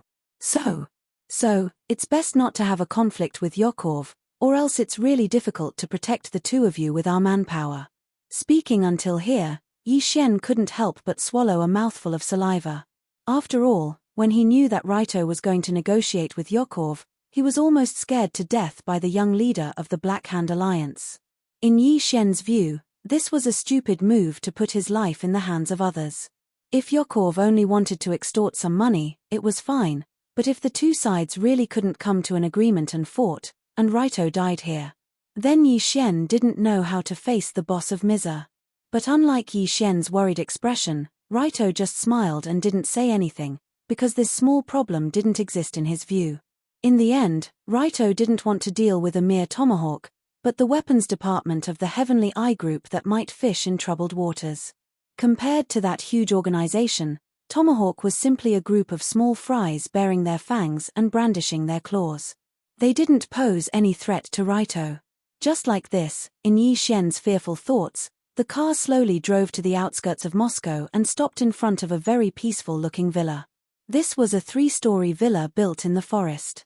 The villa was surrounded by thick walls that even trucks would have a hard time breaking through. It looked like a military building. Even from afar, one could see that inside and outside the villa, there were all kinds of assault rifles, shotguns, hunting rifles, and other weapons in their hands patrolling. It was a completely austere atmosphere. And before Raito and Downia entered through the main door, he ordered Yi Xian, "You guys wait outside. If there are gunshots inside, don't come in, immediately retreat, understand?" "Ah. This, Boss Tongsheng? You guys plan to go in with just 2 people?" At this time, Yi Xian's face became even paler, but he still tried to persuade, "Wait, Boss Tongsheng, do you speak Russian? At least bring me along as a translator, right? Otherwise, how can you?" "It's okay, Russian or something, I can translate it." But before he finished speaking, Downia, a native of the Northern Kingdom, said with a smile in Russian that was much more fluent than his.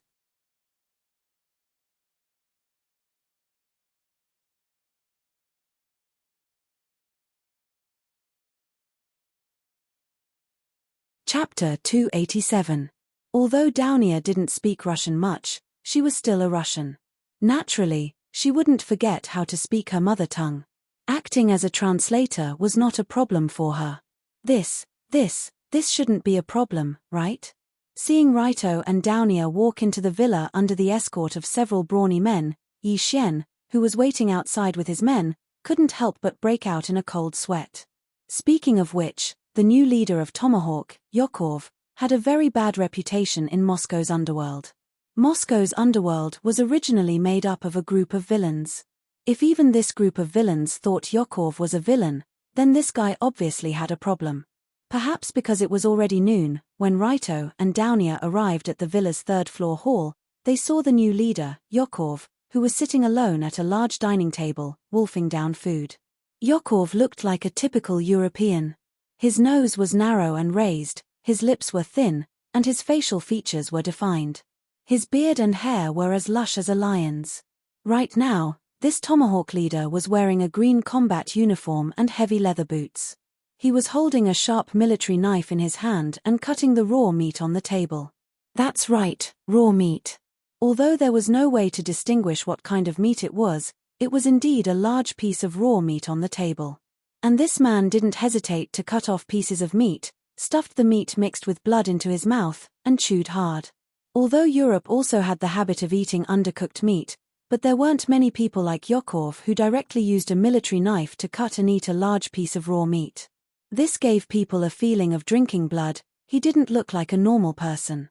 and in this spacious hall, other than Yakov himself, there were at least 7 to 8 brawny men sitting and standing on the sofa, chairs, and by the stove.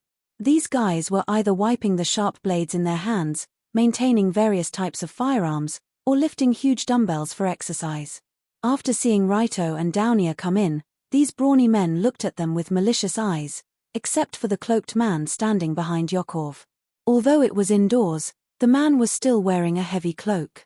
Furthermore, he was wearing an eye patch like a pirate's on his left eye. Coupled with his sinister and cold gaze, one could tell that this guy was not a simple character with a single glance.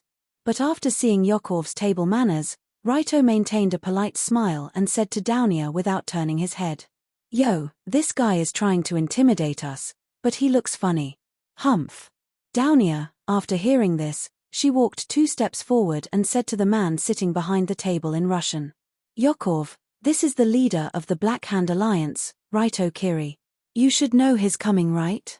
After hearing Downier's words, Yakov slowly put down the military knife in his hand and revealed a wild and bloody wolf-like smile.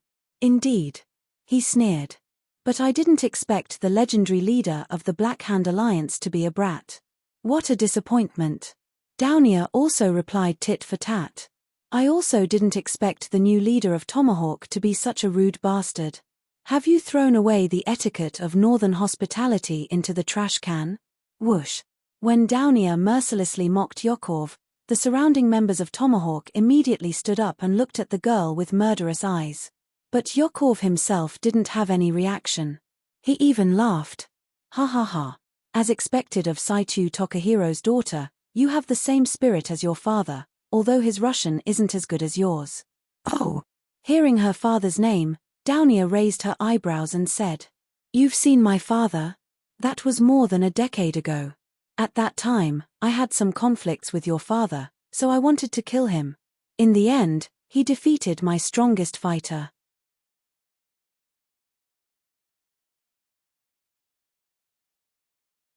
Suddenly, Yakov smiled and said to the cloaked man behind him, "Let this little princess see what her father did back then." The cloaked man nodded and walked to the table. He opened his cloak in front of Downier and Raito. The cloak slid off, exposing a crippled right hand that was embedded with a sharp blade at the elbow. The right hand had been cut off from the elbow, and a knife had been inserted into the top of the head. It looked very eerie and terrifying. Obviously, this was a memorial left by Saitu Tokuhiro, the strongest fighter of Tomahawk, when he was in Moscow more than a decade ago. "Your father is really powerful."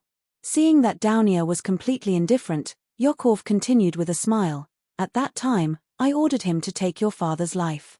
As a result, his right hand was broken by a punch, and his left eye was shattered by a palm strike. He went from a normal person to a half-cripple." But after hearing Yakov's words, Downier sneered and said, "That's a pity. After all, my father is too benevolent. If it were me, I wouldn't be able to deal with it so easily." "Oh. What would happen if it were you? I'm curious." Hearing this, Yakov's eyes sharpened and nodded to the cloaked man. Next, the cloaked man moved. The cloak in his left hand flew to Downier, blocking the girl's view, and at the same time, his figure rushed forward like lightning. The sharp blade in his right hand was aimed at the left carotid artery of the girl's neck. When an expert makes a move, it's easy to tell. Although the cloaked man was almost crippled by Tokuhiro more than a decade ago, after a certain body transformation, his strength was better than before. Especially the sword in place of his arm, it was even more powerful. Such a sinister move to flick the cloak and stab the neck, coupled with the special design of the knife with 2 blood grooves, if one were to be scraped near the carotid artery, there would only be one outcome. A large amount of blood would gush out, and one would instantly become a bloody person and die. But at the moment when the cloaked man moved, Raito, who was not far away, did not move, and even had a relaxed expression on his face, as if he didn't care whether Downier would be hurt or not. Indeed, in fact, he didn't need to care. Because in the next second when the sharp blade quickly pierced the cloak, a slender fist wearing a glove had landed on the man's face. Too fast. Downier's speed was simply too fast. Although the man's speed was extremely fast, but compared to Downier's super speed, it paled in comparison. Before the cloak could cover the girl, she had already leapt up, and in mid-air, a fist punched the cloaked man's left cheek. Generally speaking, what would happen after being hit by someone's fist?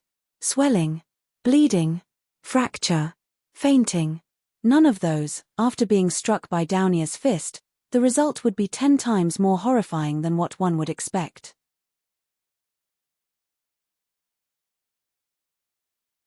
Because under Yokov's suddenly horrified gaze, the cloaked man's neck flew out like a baseball, and coincidentally landed on the dining table in front of him. What? What is this? Originally, the dining table was already badly mutilated due to some unknown animal's meat. Now, a complete face, with an excited expression, suddenly landed on top of it, and the face was facing Yokov. This scene was extremely bizarre. With a punch, the man's head was sent flying, but his face was not injured. Very obviously, Downier's punch not only contained extreme strength, but also contained an extremely exquisite technique. If not, the cloaked man's head wouldn't have been sent flying, but rather his head would have exploded like a watermelon. But this was obviously the result Downyer wanted. When the cloaked man's head landed in front of Yokov, the expression on the face of the new head of Tomahawk couldn't be more marvelous. At the same time, the surrounding 7 murderous-looking men who seemed ready to attack at any time were stunned in place. Obviously, Downier's terrifying punch had made their scalps numb. "I told you." After casually making such a terrifying move, Downyer sneered. "My father's weakness is that he is too benevolent, otherwise he wouldn't have let such trash live until today. But it doesn't matter, the work that my father didn't finish, as his daughter, I will finish it." Looking at the bloody head on the dining table, Downier's eyes flashed with a trace of disdain. Yokov finally realized what had happened. He finally stood up with a furious face and slammed the table. He loudly shouted to the surrounding men, "Attack! Kill them!" In order to deal with the visit of the Black Hand Alliance leader, Yokov had already made ample preparations. Almost a second after he gave the order, 7 long and short, fully automatic, and semi-automatic firearms were all aimed at Raito and Downyer. They didn't hesitate to pull the trigger. For this group of mafia members who usually used guns to make a living, drawing a gun, aiming, and designing this series of actions were already familiar to them. The speed was so fast that it could be completed in about a second. But for Raito, who was present, this 1 second was really too long. Bang! Bang! Bang! Bang! 7 waves of sharp gunshots flashed almost at the same time, and an incredible scene appeared. What happened? Under Yokov's stunned gaze, the 7 men who were ready to shoot all clenched their fingers in pain and fell to the ground. Upon closer inspection, the index fingers that they used to pull the trigger were all broken in an instant. The cause of all this was a pair of Glock 19C dual pistols that Long Do held in his hands at some point in time.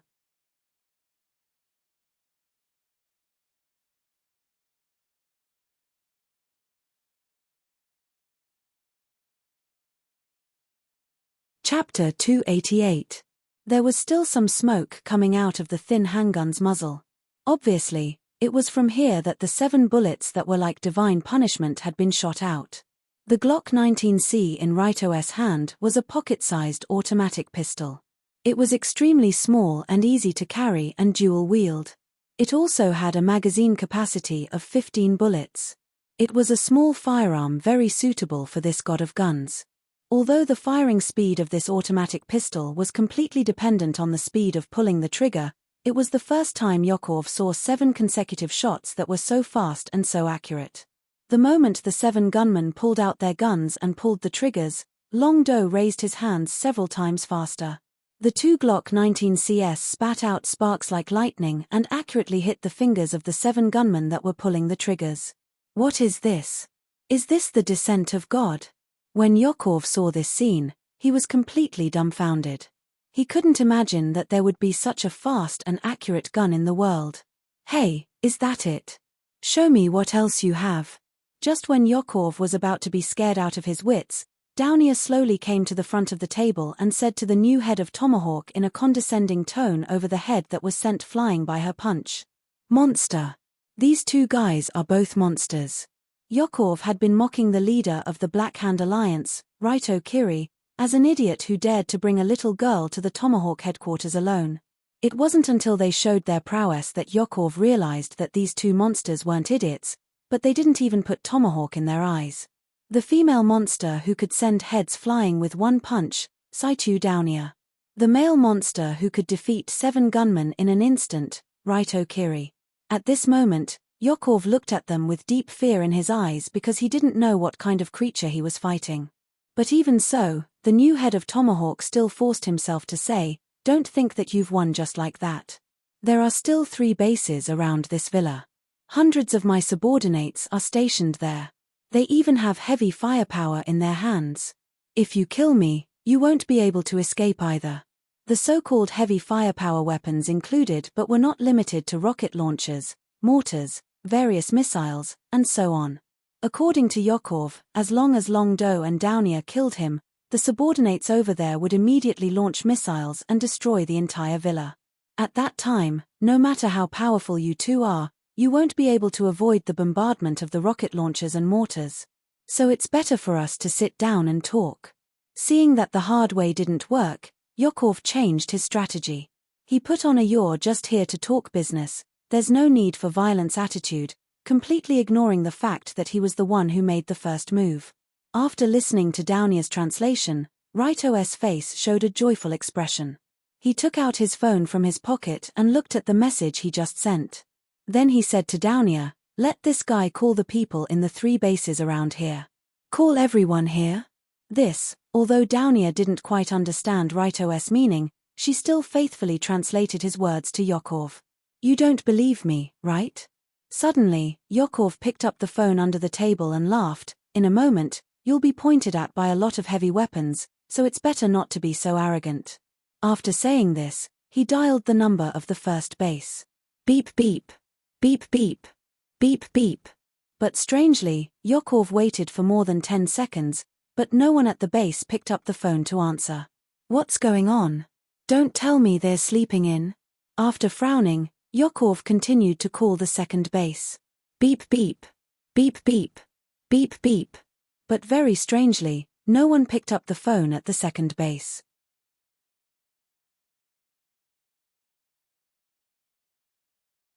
At this time, Yakov finally felt a little panicked. He hurriedly dialed the number of the last base, but it was obviously the same result. What's going on? Why are the people in the surrounding bases? Don't tell me. Hey, look at this. Just when Yakov thought of the worst result, Raito also took his phone and put it in front of him. Yakov looked up and saw a very familiar scene on the phone. If he wasn't scared out of his wits, it should be the scene inside one of the bases nearby. Although it was the scene inside the base, the situation was completely different from usual. In the huge base, there was smoke and blood everywhere. The members of Tomahawk were like garbage being thrown into a truck by a group of fully armed professional special forces wearing camouflage vests with the pattern of golden dragon swirling sky and multifunctional tactical helmets. They were ready to be buried somewhere. When Yakov saw this scene, he only felt his knees soften, and he knelt on the ground unconsciously. It's over. Everything is over. Obviously, the subordinates in the 3 bases not far away have been wiped out, and his last bargaining chip as the new leader of Tomahawk has completely disappeared. This time, he was really meat on the chopping block. At this time, Downia, who saw the pictures in the phone, couldn't help but ask, "Oh, where did those soldiers come from? They're so fast. This is the most elite Dragon Fang tactical team of our Rulong security company. Every one of them is an elite. It's easy to suppress the mafia." In fact, as early as yesterday, Raito had already ordered Gao Yuan to transfer the Dragon Fang tactical team to Moscow. Not long ago, he also sent the address of the Tomahawk headquarters to the team captain there and ordered them to suppress all the enemies in the 3 bases nearby. With the strength of the elite mercenaries who had been fighting on the battlefield in the Middle East not long ago, it was easy for them to do this, especially when the enemy was caught off guard. This made the battle quickly become a one-sided massacre. After turning off the phone, Raito grabbed Yakov's hair and pulled him up from the ground. He said to him with a smile, "Now you should know what the situation is, right? Who is in charge here?"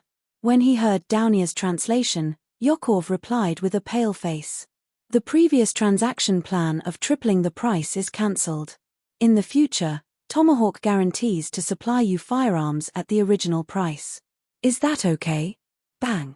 The next second after Dounier translated his words to Raito, the pistol in Raito's hand spewed out a burst of fire, killing a member of Tomahawk who fell to the ground and covered his finger not far away. Seeing this guy pull out a gun and kill without saying anything, Yokov quickly continued, No. I mean, in order to show my sincerity, we will supply you at 70% of the previous price. Bang.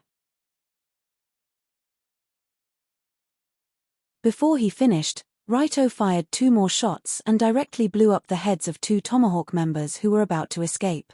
130%. That's almost our cost price. Let's make friends. I don't want to earn a penny from you. Bang. Bang. Another 4 shots were fired at the same time as lightning. The last 4 Tomahawk members who were still alive in the hall were all killed. When Raito finally pressed the muzzle on Yokov's head, the man almost collapsed in fear. No money, as long as you let me go. I will do anything. I will supply you with weapons for free in the future.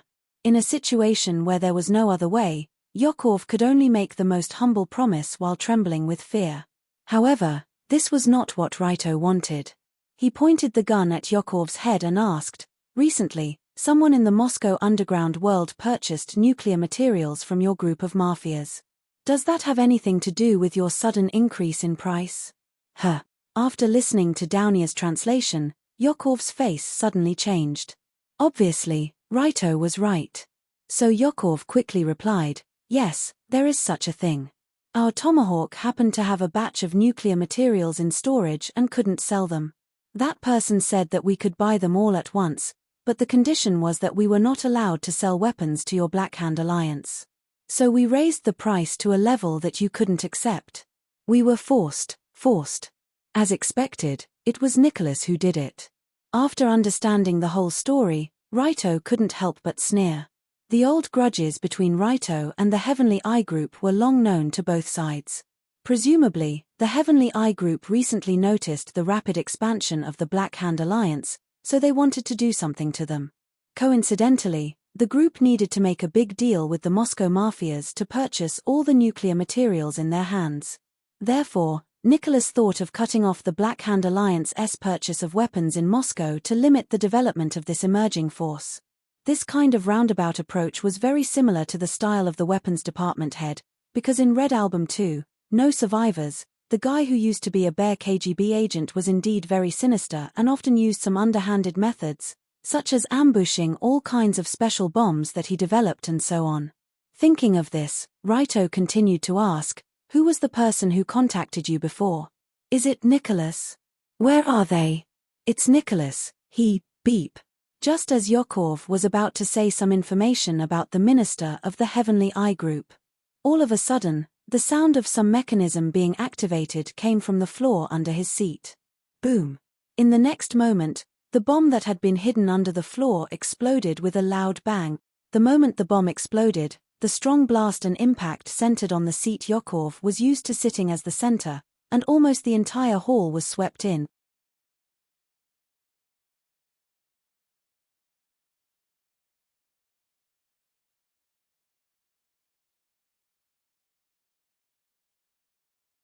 Chapter 289. The bomb buried in the ground suddenly exploded. Yokov, who was sitting directly above the bomb, almost didn't have time to react before he was blown into a bloody mess.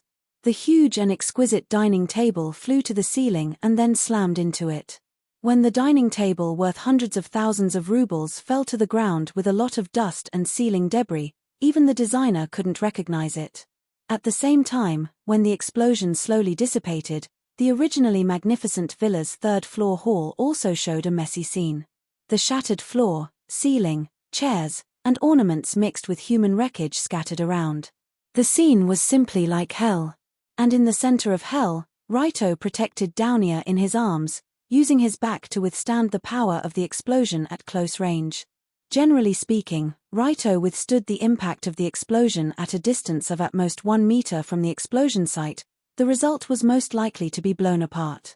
But in fact, this was not the case. At the moment of the explosion, he quickly turned around and lowered his head to hug Downier, using his back to withstand the explosion, but the result was only his clothes were blown apart, the rogue gel bulletproof vest inside was still intact, and he was completely fine. It was simply the strength of a rogue's body. After coming out from Rito's arms, Downier looked at the position where Yokov was originally, and asked in confusion, What happened? Why did it suddenly explode? It was a listening bomb, we were tricked, that bastard Nikolai. Suddenly, Rito stood up and patted the dust on his body, and said with a dignified face. Obviously, even if Yokov had cerebral palsy, it was impossible for him to bury a bomb under his butt, so the bomb was definitely not buried by him. And very coincidentally, the bomb buried under the floor happened to explode when Yokov was about to say the information about the buyer. There was only one reason for this situation, and that was that this hall was monitored by someone.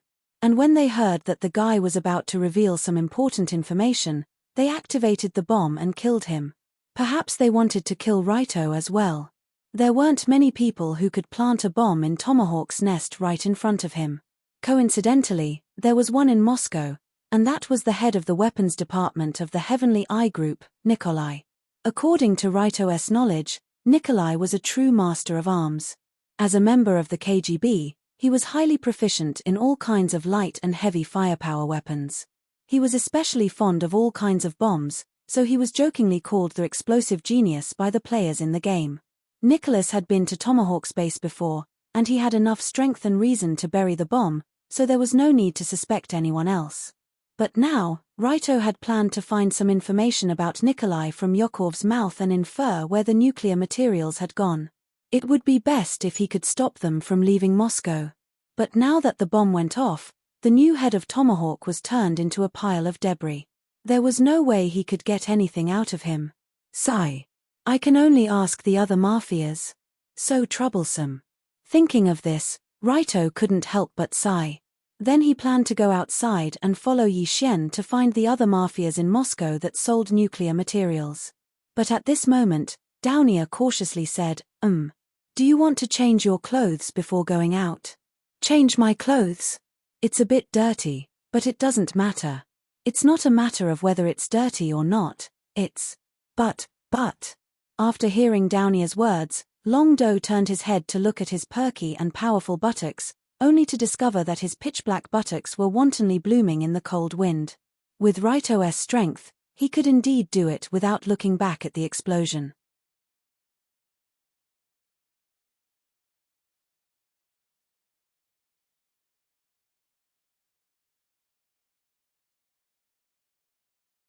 Let Downier try the bed first to see if she is used to it. Otherwise, colored glaze and Yunyang won't be used to it in the future, hey. Thinking of this, Rito couldn't help but reach out and hug the slender waist of the lowly wife next to him. He looked like he might be arrested at any time. However, just as Rito proudly hugged Downier and prepared to get on the plane first and fly back to Tokyo, a little girl ran over and handed a letter to Rito. Looking at the letter handed over by the little girl, Downier asked in confusion, Brat? What is this? I don't know, an uncle over there asked me to help deliver it. The little girl shook her head, then she put the letter in Rito's hand and ran away. An uncle? Downier quickly looked around when she heard the words, but the airport waiting area was full of people. It was a bit difficult to find a specific uncle. No need to look, I know who it is. It's the guy Nicola who sent the letter. Although the envelope hadn't been opened yet, Rito had already seen the contents of the letter with his rogue's perspective, as well as the big Heavenly Eye Group logo. Thus, Long Do casually opened the envelope. The content of the letter was just a simple line of words. Thank you for your hard work. See you in Tokyo. It's really a letter in Nicola's style. After looking at the handwritten letter from the head of the Heavenly Eye Group weapons department, Nicola, Rito couldn't help but show a forthright smile. Indeed, although the dragon battle had profited this time, the Heavenly Eye Group had clearly profited even more. They had successfully obtained the nuclear materials they wanted and could go back to show off their skills and create their ultimate killing weapon. But even so, Rito didn't lose. He still had a lot of opportunities to stop these guys from making trouble. After all, according to his foresight, it would take at least a year for the sixth Sky Demon's fury to be made. In other words, there was still a year left before the decisive battle with Eihheim. During this period of time, Raito could still continue to develop his strength and strengthen his strength. At least after a year, he had full confidence in taking down the Heavenly Eye group and that perverted woman. However, just as Raito was hugging Downia and boarding the plane, in the crowd not far away, a burly man wearing a windbreaker and a buzzcut was silently watching the man's figure. Raito Kiri is a man with a lot of tolerance. It seems that he will become a big threat to us in the future. It's better to get rid of him as soon as possible. Watching the plane that Raito was on slowly soar into the sky, the windbreaker man, Nicola, took out a red button from his pocket. Without hesitation, he pressed it down. However, after pressing the button, nothing happened. The windbreaker man frowned and pressed the button a few more times, but there was still no reaction at all. The plane in the sky was about to fly out of his sight. In fact, before this, Nicola had already arranged for someone to install a bomb on the plane that Raito was going to take. He was ready to kill the guy and the plane together. The reason why he sent the letter was just to make Raito careless and think that they would return to Yoto before making a move. Who knew? It was meaningless. The bomb that Nicola arranged in advance couldn't be detonated at all. You actually noticed my plan in advance and defused the bomb. Amazing, it seems that I underestimated you. Seeing Raito's plane slowly flying in the direction of Yoto, Nicola couldn't help but sigh and disappear into the noisy crowd.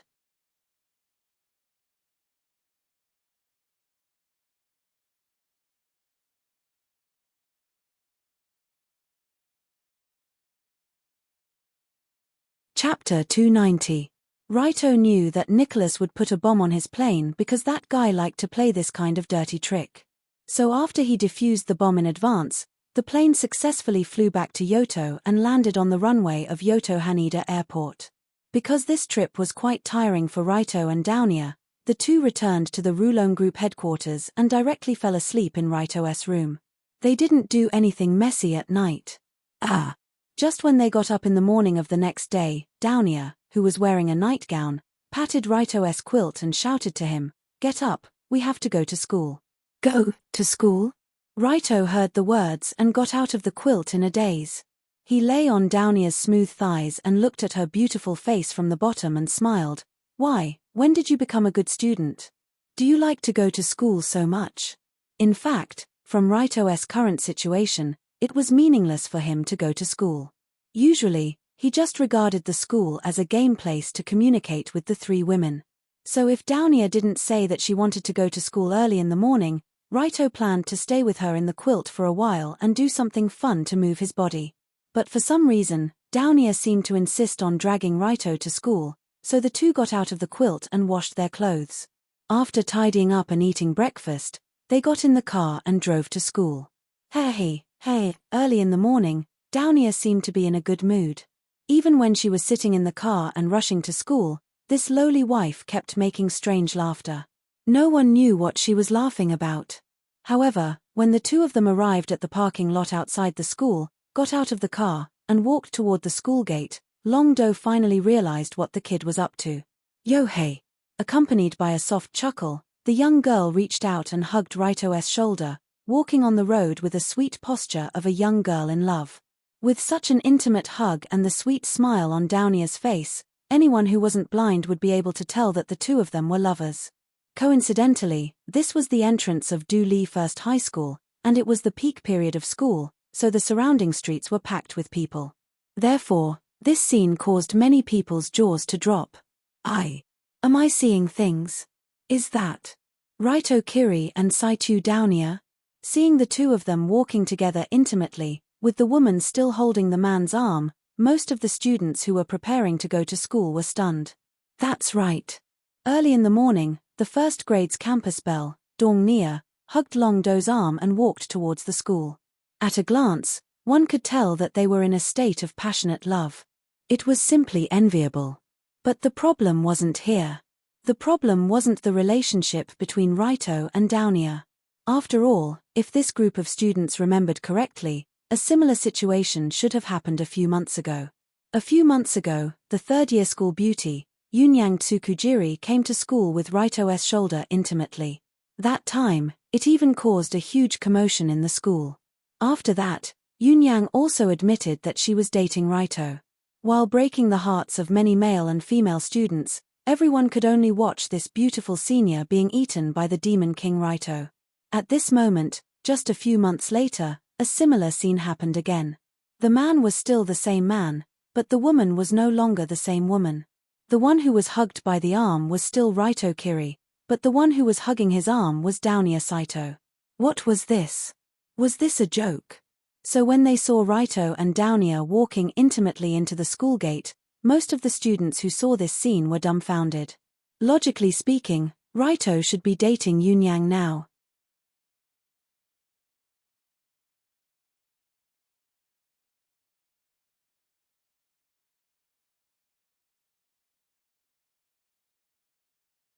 She even leisurely picked up a glass of vodka from the tablecloth. She put the glass to her rosy lips, took a small sip, then smiled. We just went to Tomahawk to talk about business. Colored Glaze senpai, didn't you receive the news? Now that Colored Glaze was the #1 strategist of the Black Hand Alliance, in theory, all the big and small information would go through her eyes. Naturally, she wouldn't miss the things that happened between Raito and Daonia in Moscow. I do have some information, but other than that, I want to know how the two of you spent those few days in the same suite. Seeing that Daonia was still playing dumb in front of her, Colored Glaze finally asked in a displeased tone. Indeed, Colored Glaze knew too much, including the fact that Daonia and Raito stayed in the suite of the Four Seasons Hotel in Moscow for 3 days. But after all, there were no surveillance cameras in the suite, so Colored Glaze couldn't figure out what happened between the two of them in the past few days. From Colored Glaze's point of view, Raito wouldn't go so far as to lay his hands on Daonia, who had the body of a child. That guy shouldn't be that thirsty. But it was necessary to clarify this matter, especially since Daonia had obviously changed. Otherwise, Colored Glaze and Yunyang would always have a thorn in their hearts. But when faced with this somewhat personal question, Daonia casually replied, "Are you sure you want me to answer? This answer might not be what you want to hear." "Not what I want to hear. No way, right?" After hearing her words, Colored Glaze and Yunyang looked at each other and saw the disbelief in each other's eyes. "Daonia, don't keep us in suspense, just say it." At this time, Yunyang took the lead and continued to ask, her tone becoming slightly anxious. Originally, Yunyang didn't think too much about Daonia and Raito going on a trip, but now that they came back, the feeling that they gave off was getting more and more strange, which made it easy for people's imaginations to run wild. After all, this was Daonia, the usually coarse, rude, and violent silver bear that would explode at the slightest provocation. If it was the previous Daonia, facing Colored Glaze and Yunyang, she definitely wouldn't be so arrogant, as if she was the victor, but now she could. And if one looked closely, it wasn't difficult to notice that the girl's appearance and temperament seemed to be completely different from before. At this time, Yunyang glanced at Daonia's waterfall-like silver-white hair that was tied into a simple ponytail and then draped over her shoulders. This kind of mature and steady hairstyle usually appeared on married wives. Even the more mature Yunyang had a hard time with this kind of unique hairstyle. But now, Daonia was somehow able to pull it off. Mature, married wife, Daonia. These 3 words didn't have any sense of harmony in Colored Glaze's eyes. They were words that couldn't be put together at all. But in reality, even Colored Glaze had to admit that today, Daonia's temperament actually matched this kind of mature hairstyle very well. It was the most ridiculous thing in the world. You're tuning in to the Dreamy Chapters YouTube channel. We're so grateful for your support, and don't forget to subscribe to join us on this incredible journey through captivating stories. Your generosity through donations truly makes a world of difference, as it's the primary source of revenue that allows me to expand and enhance this channel for you. Thank you from the bottom of my heart for being a part of this adventure.